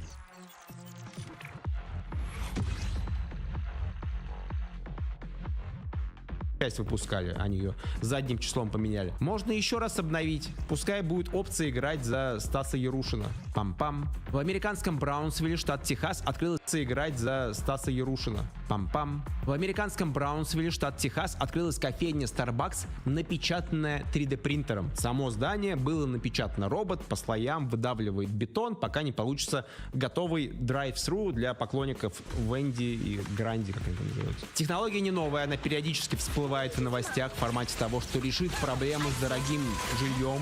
Можно быстро строить дома, но нет. Цены на жилье давно уже не связаны с тем, что их дорого строить. Нет, это просто кузырь. То есть это не факт, что будет распространено и вообще нужно, потому что не решит заявленные проблемы. Но с точки зрения архитектуры выглядит интересно, потому что технология 3D-печати домов накладывает свой отпечаток. У этих домов не может быть жестких углов, плюс по стенам видна такая песочная, шершавая многослойность бетонная. И это вообще круто, потому что наконец-то Starbucks может выглядеть так же, как ощущается на вкус. Пам-пам. Впервые в истории доля интернет-трафика, создаваемого ботами, обогнала человеческий вклад. Такую удивительную статистику представила компания, которая специализируется на кибербезопасности. Хотя как будто ожидаемо это. Сколько там было разговоров про теорию мертвого интернета, что в сети вообще живых людей практически не осталось. Но тут прям потрудились, подсчитали, что в 2024 году 51% всего интернет-трафика обеспечили не мы с вами, мешки с костями кожаные, а автоматизированные программы, боты. Причем только 14% приходится на хороших ботов, которые выполняют полезные задачи, вроде там индексирования сайтов для поисковиков. Остальные 37% это разный мусор и инструменты мошенников. Уточню, что есть моменты, которые важно учесть в этом исследовании. Когда в нем говорится об интернет-трафике, речь лишь про запросы пользователей, и живых, и ботов. Открытие страниц, заполнение форм, добавление товаров в корзины магазинов, то есть разные обращения к серверам. Речь не о всей информации в сети, то есть конкретно это видео все еще сделано не ботом, а живым человеком. Поэтому подписывайтесь, чтобы дальше получать самые человечные новости и события. Но признаюсь, PDF-файл с этим исследованием я закинул в чат GPT, чтобы разобраться с деталями. Сам я его не читал целиком. Поэтому подписка за человечность, лайк за честность. Пам-пам. В Лос-Анджелесе прошли первые в истории гонки между сперматозоидами. Это, как понимаете, было шоу на стыке жанров. Элементы науки, бешеного биотехпанка, олимпийского духа, и все это в микроскопическом размахе. Суть простая. Сперматозоиды двух студентов в реальном времени соревновались в преодолении 20-сантиметровой трассы, которая символизировала женскую репродуктивную систему. Ход гонки транслировался через микроскоп, и все это сопровождалось комментариями и криками толпы. Даже немного странно, что это придумали не на Кликлаке. После 3 гонок Тристан Милкер был объявлен победителем и получил денежный приз в $10 000 за самые быстрые сперматозоиды. А организаторы отчитались в том, что собрали почти $1,5 миллиона. Средства будут направлены на привлечение внимания к проблеме снижения мужской фертильности в обществе за последние годы. Но это они так говорят, либо они просто закупят еще больше спермы для следующих гонок. Пам-пам. Илону Маску все еще не хватает денег. Он хочет $20 миллиардов для своего стартапа в сфере искусственного интеллекта XAI. И часть этих денег от инвесторов пойдет там не на науку или исследования, а покрывать его предыдущие долги. Те самые, которые остались после покупки Твиттера в 2022 году. Но так как Твиттер теперь часть его нового стартапа, то значит можно и долги покрывать из общей копилки. Видите, ультрабогатые люди тоже ищут, как оптимизировать семейный бюджет. Самое интересное, конечно, это масштаб инвестиций. Если он сумеет привлечь эти 20 миллиардов, то это будет второй по величине раунд инвестиций в истории человечества. Успешнее только конкурирующий OpenAI, который до этого разом собрал 40 миллиардов. Пам-пам. Создатель запрещенного в России Фейсбука Марк Цукерберг заявил о том, что социальные сети мертвы. Мертвы, в своей социальной составляющей. Они уже давно не такие, как планировались изначально. Тут, конечно, стоит учитывать В каком контексте миллиардер об этом заявлял? Это было во время слушаний по антимонопольному делу против его компании Meta. И там он прямо заявил, что его компания больше не сосредоточена на личной коммуникации, то есть на социальных функциях, а занимается развлечениями, познанием и открытием мира для людей. Ну, как YouTube или TikTok. Ну, то есть, понимаете смысл этой фразы. Его компания не может быть монополистом на рынке социальных сетей, потому что не является социальной сетью. И аргумент, на самом деле, серьезный. Внутренние данные показывают, что доля времени, которую пользователи проводят, рассматривая посты своих друзей, стремительно сокращается. Всего за 2 года у Фейсбука эта доля опустилась с 22 до 17%, в Инстаграме с 11 до 7%. Хотелось бы, конечно, статистику за более длительный срок посмотреть, то есть как там тот же самый ковид на это повлиял. Но я вот тоже за собой замечаю, что тот же самый ВК, который в России когда-то был местом для онлайн-социализации людей, сейчас, не сильно востребован именно в этой роли. Я сужу по себе, у вас как, я не знаю. Тут же еще интересно, что ВК, по сути, никто полноценно не заменил. Просто из жизни ушла такая привычка. То есть общение есть в чатах, там, в групповых и личных. Сторис я иногда смотрю у своих друзей, чтобы узнать, кто родил. Меняются привычки людей, и не случилось того, что вся социальная жизнь перешла в социальные сети, как раньше об этом предупреждали. На самом деле, схожая история происходит и с блокировкой Ютуба в России. То есть люди же маршем не перешли все сразу в ВК-видео, как, видимо, кто-то там в правительстве рассчитывал. Да, часть аудитории перешла, но часть просто растворилась куда-то. Мне интересно посмотреть социальные исследования, чем занимают свое свободное время люди, которые не настроили себе VPN, чтобы смотреть YouTube, как они раньше это делали, но лента там ток-шоу с комиками их на ВК-видео не особо притянула. Где они сейчас? Чем они занимаются? Пам-пам.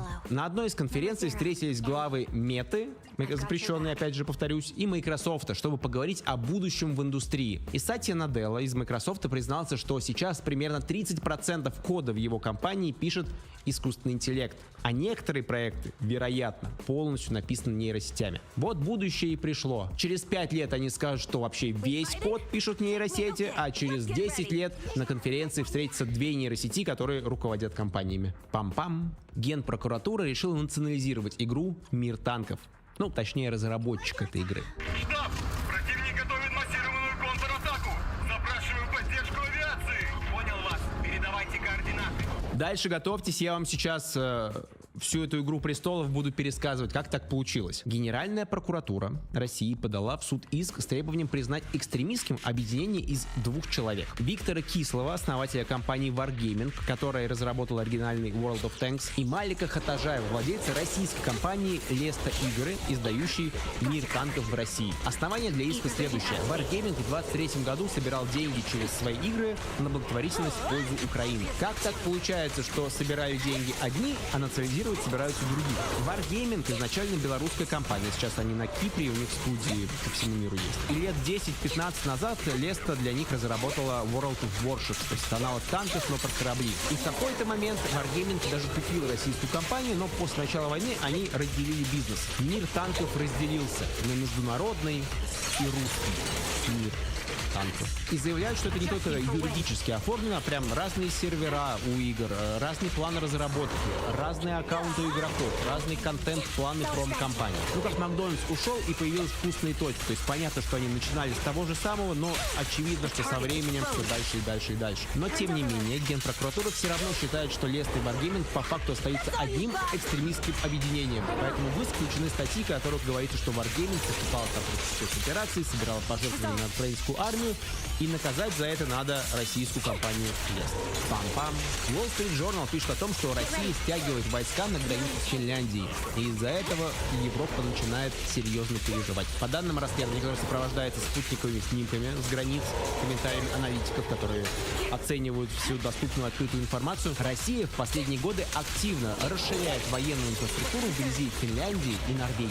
Строит новые казармы, склады, полигоны, прокладывает, ремонтирует железнодорожные пути. В Выборгском районе и Мурманской области уже появились новые объекты. А в Карелии планируют создать армейский штаб, чтобы управлять десятками тысяч военных. И вот дальше интересно то, как интерпретируется эта информация и какие выводы из этого делаются. Западные военные разведки считают, что Россия готовится к возможному конфликту с НАТО. Армия в стране за последние годы выросла до 1,5 миллионов. Некоторые из солдат, которые сейчас участвуют в войне с Украиной, потом, возможно, будут переведены на северо-запад. И потом, допустим, под предлогом защиты русскоязычного населения будут введены войска в Эстонию. И дальше будет смотреть, там НАТО либо проигнорирует это, спустит на тормоза, либо будет полноценный военный конфликт России и всего блока. И вот тут бы я хотел что отметить. Не то чтобы прям истерический тон всего этого, но какими словами описывается ситуация. Что происходит по факту? Финляндия вступила в НАТО. Раньше она не была в НАТО. А по текущей военной доктрине РФ НАТО относится к основным внешним военным опасностям. Поэтому на границе с НАТО становится больше войск. То есть, как бы, это же логично. И логично было решение Финляндии прикрыться зонтиком НАТО после февраля 22 года. Они себя почувствовали в опасности и нашли в НАТО, видимо, защиту. Но также логично, что в ответ Россия будет размещать у границ войска и строить базы. Вот это то, что в реальности происходит. Можно ли это описать как подготовку к войне с НАТО? Да, можно, потому что это буквально то, что описано в военной доктрине. Страна должна быть готова к конфликту с НАТО. Но можно ли на основании этого говорить, что Россия сама хочет напасть на страну НАТО? Нет. Для этого просто нет доказательств. Финляндия вступает в НАТО.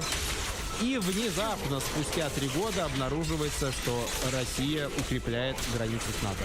Что же они задумали? Нет, я сейчас, конечно, не к тому, чтобы вы все расслабились. Вот сейчас с Украиной мирный договор резко подпишут, Трамп с Путиным обнимутся, и все, дальше заживем в покое. Нет, конечно, эскалация может произойти. Руководство России со мной почему-то до сих пор всеми планами не делится. Но я к тому, что переживать за кликбейтных заголовков тоже слишком сильно не стоит. Хочется, конечно, верить, что желание воевать ни с одной, ни с другой стороны больше не появится.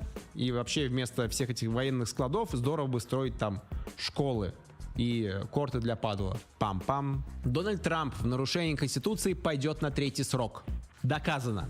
Доказано тем, что у него на сайте начал продаваться мерч с надписью «Трамп 2028». Кепка $50, футболка $36. Я вам уже рассказывал, что Трамп в интервью говорил о том, что он знает способы, как обойти 22-ю поправку, как пойти на 3-й срок, и что он не шутит об этом. Но по Конституции США это достаточно сложно обойти. Поэтому такие футболки — это, с одной стороны, просто троллинг Трампа, а с другой — очередной пример того, как хорошо он умеет работать в современном мире. Он понимает, что важно создавать много шума и таким образом контролировать информационное пространство. То есть пусть все обсуждают твои очередные вбросы, не верят в них, смеются над ними. Главное, что это твои вбросы, а не конкурентов. Ну и плюс не стоит забывать, как это работает с Трампом. Все прикол до тех пор, пока внезапно это больше не прикол.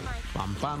3-й пациент с вживленным нейрочипом Neuralink начал разговаривать с помощью синтезированного собственного голоса. Брэдфорд Смит, парализованный мужчина с боковым амиотрофическим склерозом, та же болячка была у Стивена Хокинга. Смит утратил возможность говорить, у него сохранилось только движение глаз. В январе этого года его имплантировали чип, и уже сейчас он может набирать текст силой мысли и превращать его в речь. Напомню, Neuralink — это еще одна американская компания Илона Маска, она разрабатывает нейроинтерфейс. Цель — научиться напрямую из мозга считывать сигналы, передавать их на компьютеры, там другие устройства, и таким образом помогать людям. Компании меньше 10 лет, на данный момент их всего 3 пациента, пока вроде все 3 успешны. Тут интересно, что Смит показал, собственно, интерфейс для работы с компьютером и объяснил, как это все работает. Причем объяснил синтезированным голосом, своим собственным, который основан на записях его голоса, когда он еще мог разговаривать. Например, интересно, что, конечно, набирать текст по буквам и словам это долго, поэтому ему иногда ответы подсказывает чат-бот. И в этом месте прям нативная интеграция искусственного интеллекта Grok 3, которым также владеет Илон Маск и XAI. Мне понравилось, как они решили проблему с тем, что чип постоянно отслеживает взгляд. Это же не всегда нужно, чтобы курсор бегал по экрану. Поэтому есть специальная зона для парковки, куда можно заблокировать курсор на время там просмотра рилсов с нейрокотиками. А чтобы освободить курсор из зоны парковки, нужно глазами сделать определенную комбинацию движений, комбо набить. Вот по таким деталям и тонкостям понятно, что технология еще далека от совершенства. То есть можно разгонять, что в будущем через такие чипы нас будут, как в антиутопии, контролировать все эти корпорации. Но прямо сейчас это лучший способ, благодаря которому люди вроде Смита могут хоть как-то общаться с окружающими, а не быть запертыми в парализованном теле. Пам-пам. Я как-то обошел стороной, но вообще-то у Трампа сейчас разборки, в том числе с Гарвардским университетом. Он его лишает госфинансирования и хочет даже налогами обложить. Трамп увидел слишком большую политическую активность как среди студентов, так и среди преподавателей, например, по вопросу Израиля и войны в секторе Газа. Студенты во многом на стороне Палестины, что при желании можно назвать антисемитизмом. Поэтому Министерство образования объявило заморозки грантов для университета больше, чем на $2 миллиарда. Как теперь будет выживать вуз? Не переживайте, решение нашлось удивительно быстро. Гарвардский университет ведет переговоры о продаже активов своего частного инвестиционного фонда на $1 миллиард. Неплохо они там живут, да? То есть они не платят налоги, они получают от государства гранты на пару миллиардов, и при этом у них есть частный инвестиционный фонд, который владеет активами еще на несколько миллиардов. Да, я понимаю, что в США все куда сильнее вовлечены фондовый рынок, это есть свои особенности у страны, но для меня это звучит как... Сельская больница лишилась финансирования из областного бюджета, поэтому ее директор принял тяжелое решение продать свой Майбах. Пам-пам. Стойте! Пока вы еще не сбежали с канала, в конце видео я предлагаю вам посмотреть мое свежее travel-видео. Я проехался на самом премиальном вагоне поезда в России. Пришлось отсыпать 400 тысяч рублей, чтобы получить полный доступ к собственному люксовому вагону. Я там все облазил, постарался это обернуть в интересный формат, так что жду ваших впечатлений. Пам-пам. Это все новости на сегодня. Рад, что вы досмотрели до конца. Рад, что подписаны на канал. Чему еще я рад? Рад, что скоро спать пойду. Ну и, конечно, комплимент дня. Я очень рад за твое первое место в твоей гонке сперматозоидов. Пам-пам.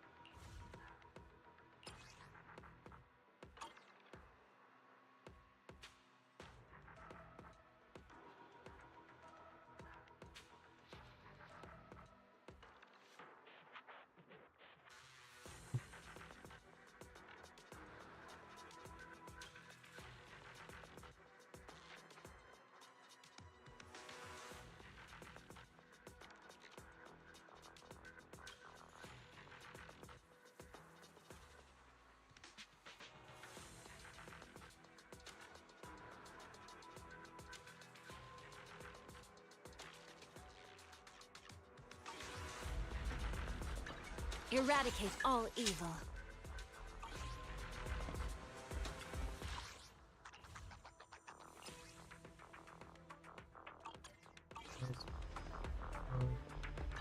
This is the path I follow.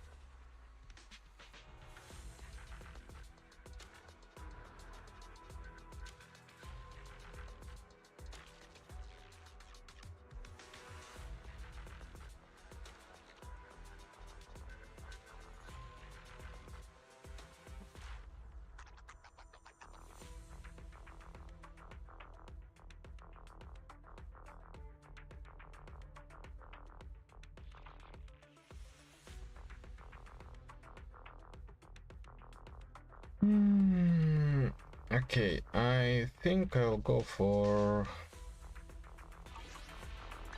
This is the path I follow. the two pyro characters. Good day, Proxy.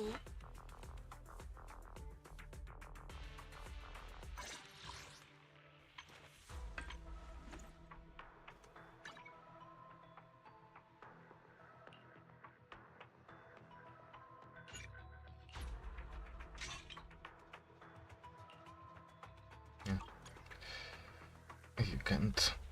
Okay, so right now, Bernice. I can't see Bernice. Here she is. Let's go take this one.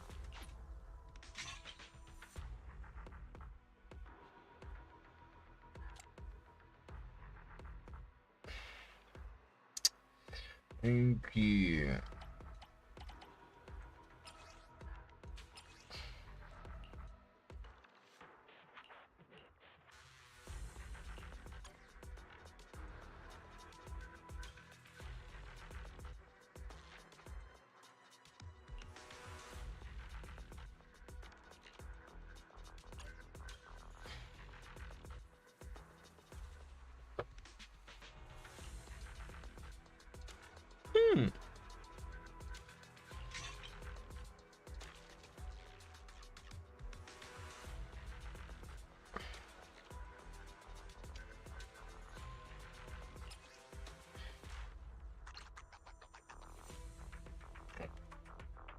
That's not what I wanted.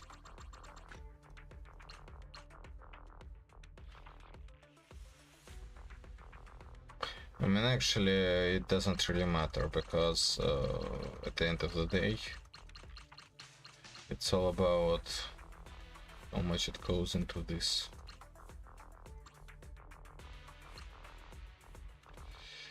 Come on, attack percent. Well, not bad. It went once.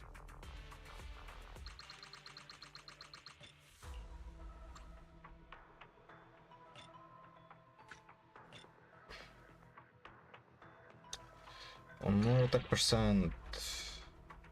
20 more into attack percent. Nice, nice.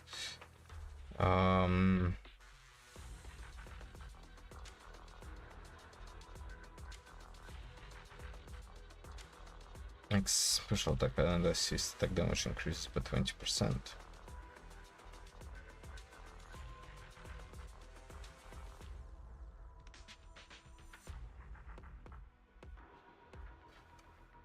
So don't go back to field more than once every 5 seconds.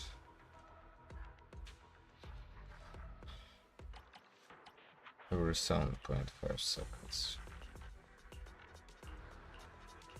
Anomaly mastery? Nope. Maybe. Maybe if it goes into anomaly proficiency once. It's gonna be amazing. Yeah, I don't trust this one. This one is amazing. This one is fine.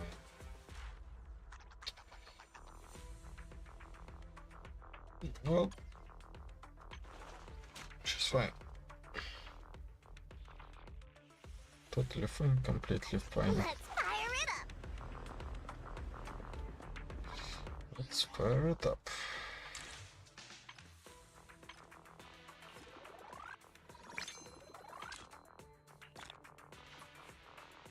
Think 5 stars.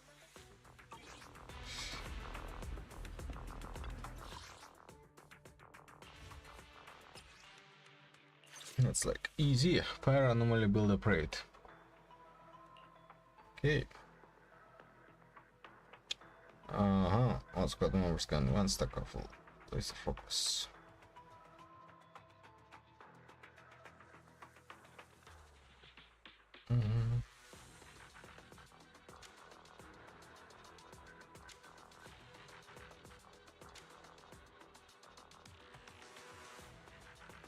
So I gotta make sure that he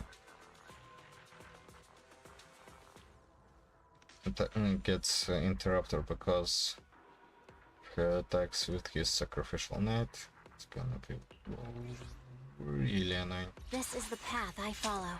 Okay, one. Want a glass of nitro fuel? Good day, Proxy.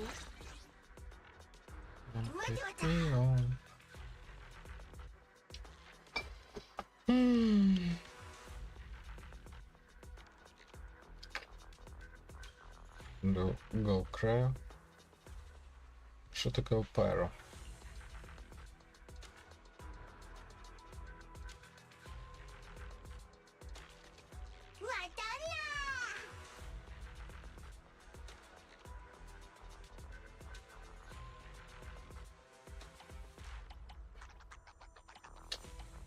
What about Penguin Bow?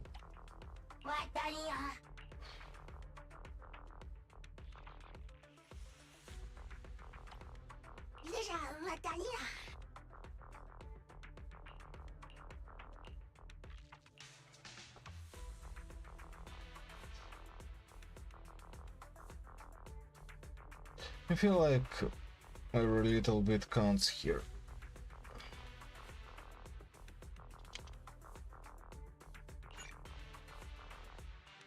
Yep.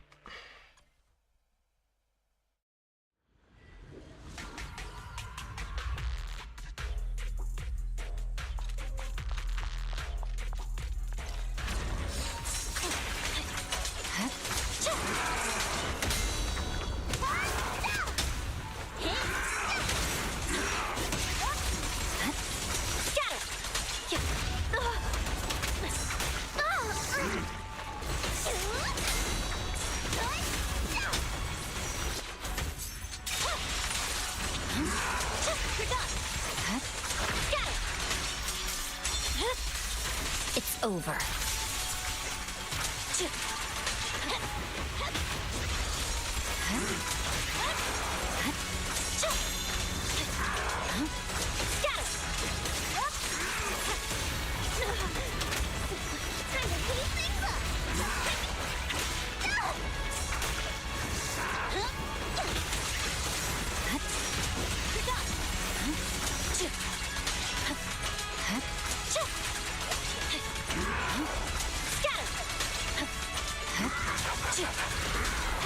Time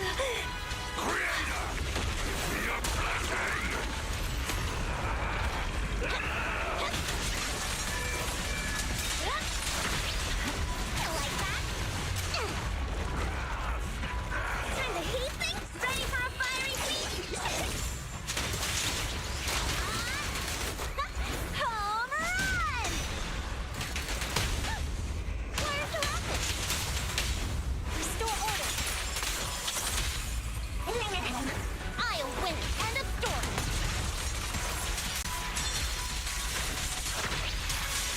Victory, the only option!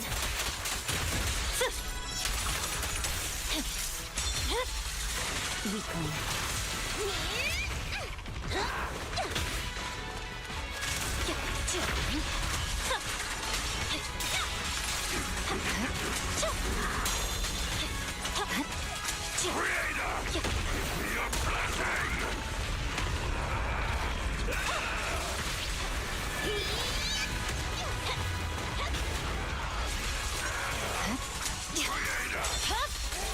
It's over.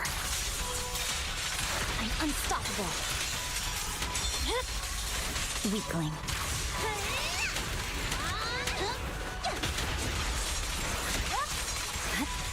Scatter! You're done! Scatter! Strike zone! Let's line up! No forgiveness!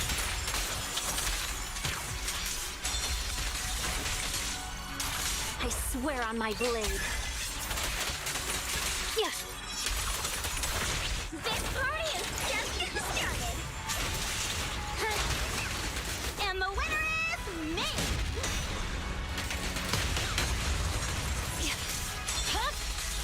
Weakling. No room for mercy. It's over.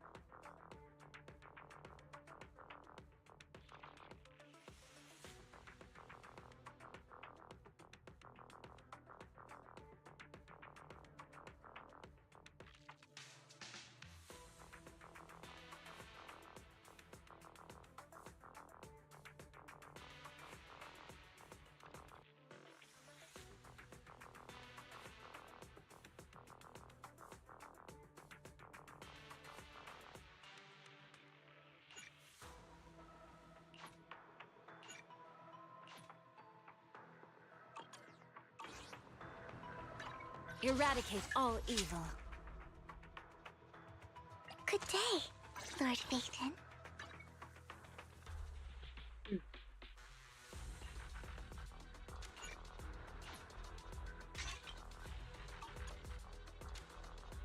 would never turn down Lord Phaethon.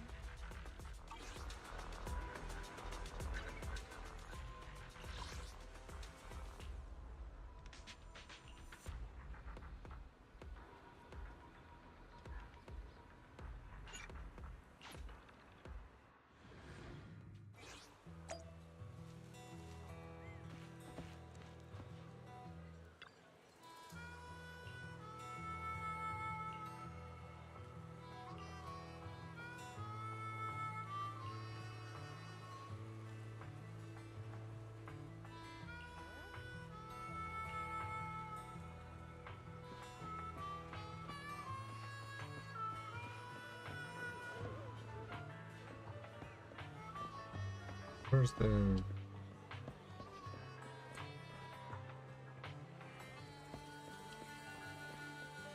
Oh.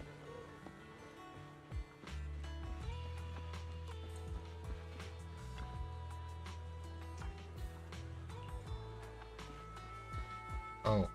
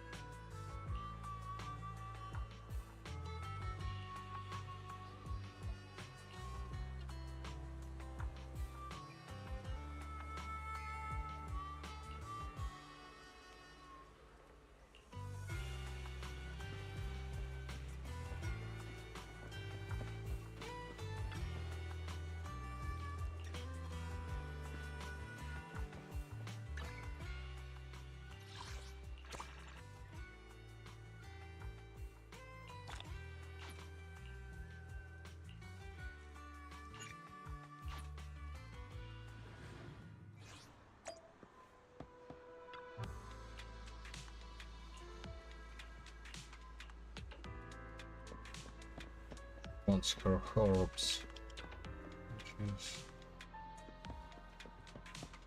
Ну, консидеруем еще чуть-чуть.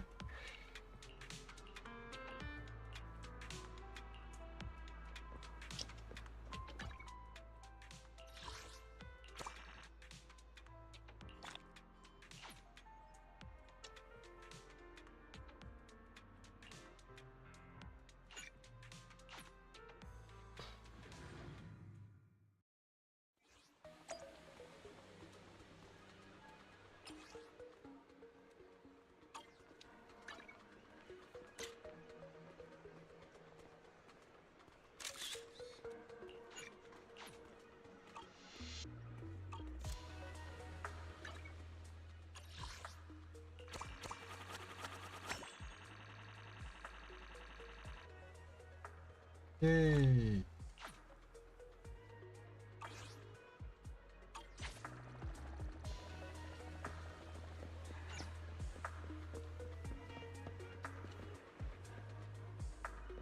Кроне. Ничего.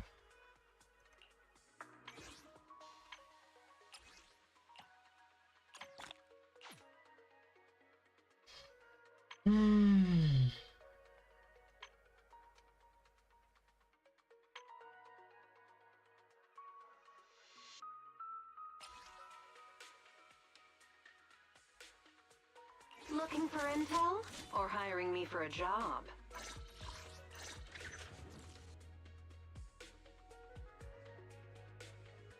That's her tongue.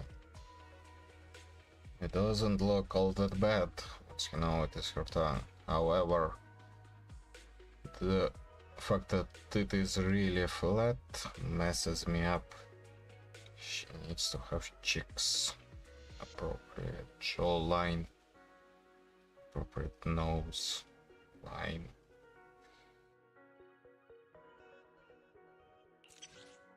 Yeah. Looking for intel? Or hiring me for a job? Poor Fellini.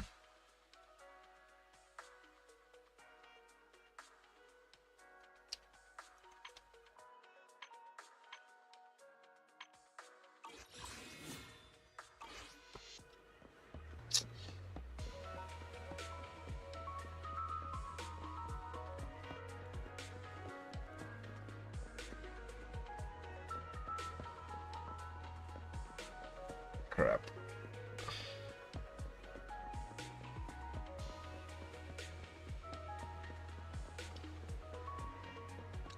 I think I messed up something.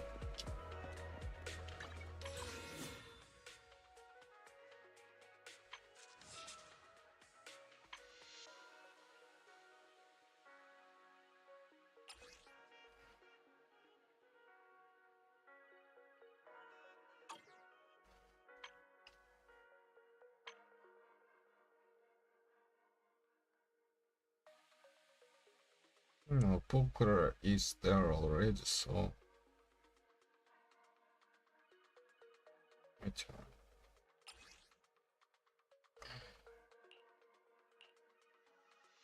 Oh, actually, I don't have Kaleda yet, but I don't want her.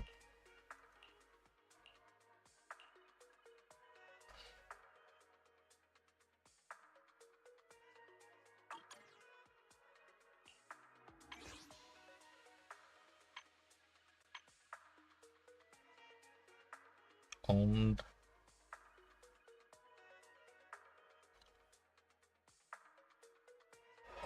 Asria is still only person out of these three that I'm consistently using, and her default skin is good enough as it is.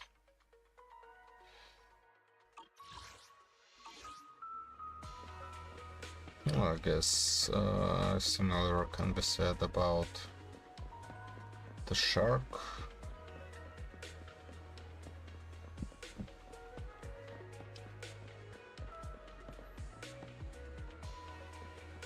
The goddamn cats.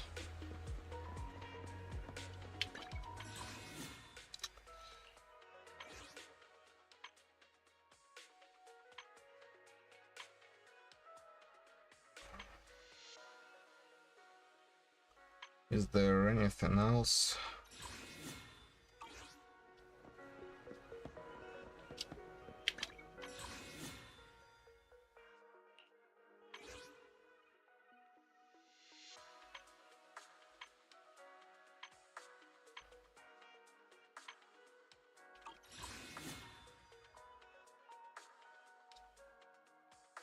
Looks like there's nothing.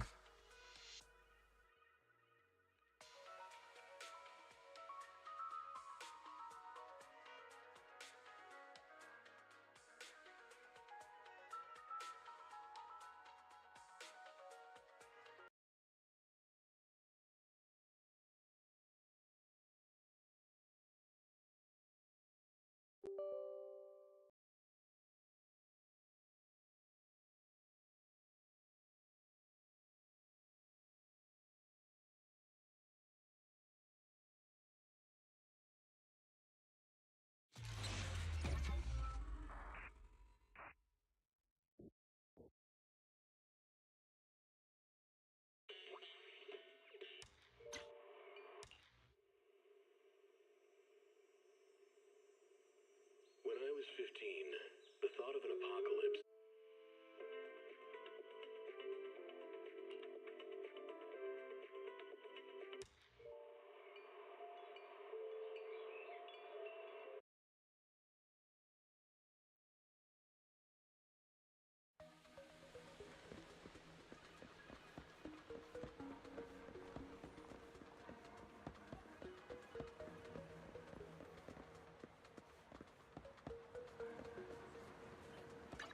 This is the path I would never turn down Lord Phaethon.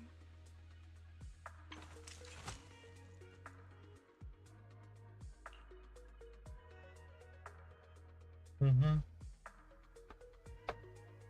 Mm-hmm.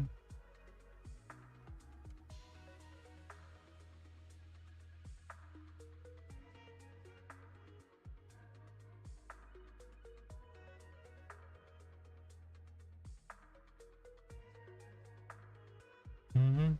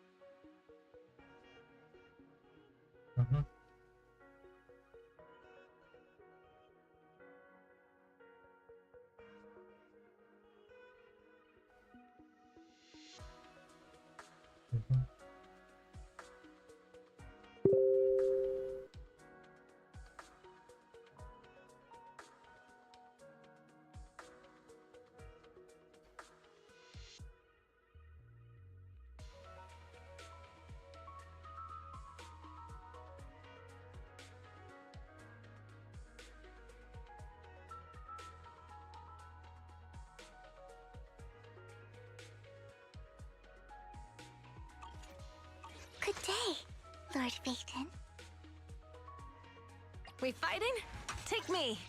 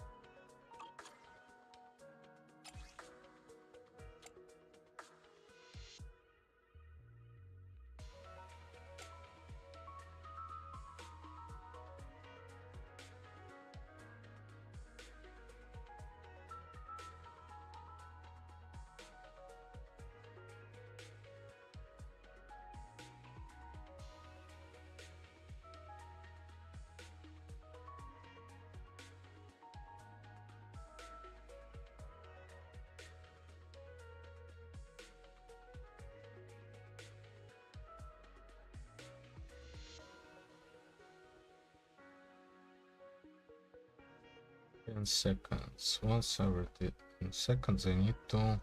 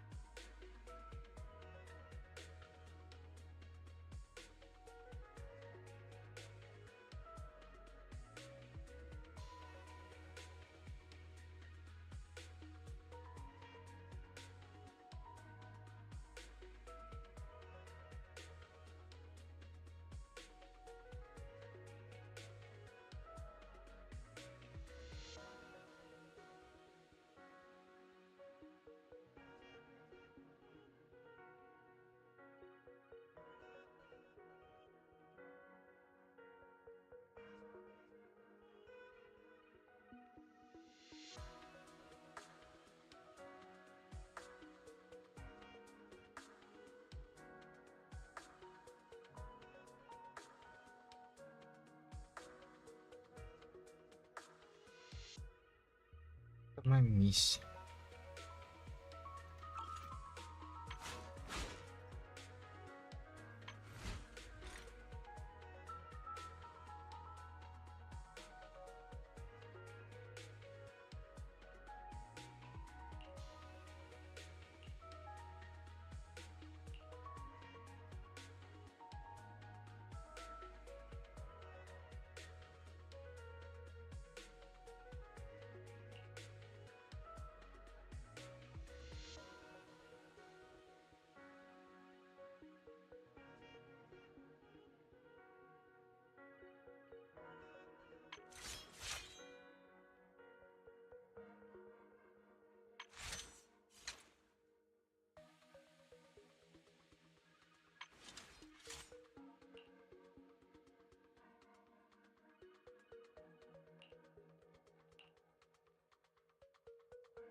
I am the Eye of Obel.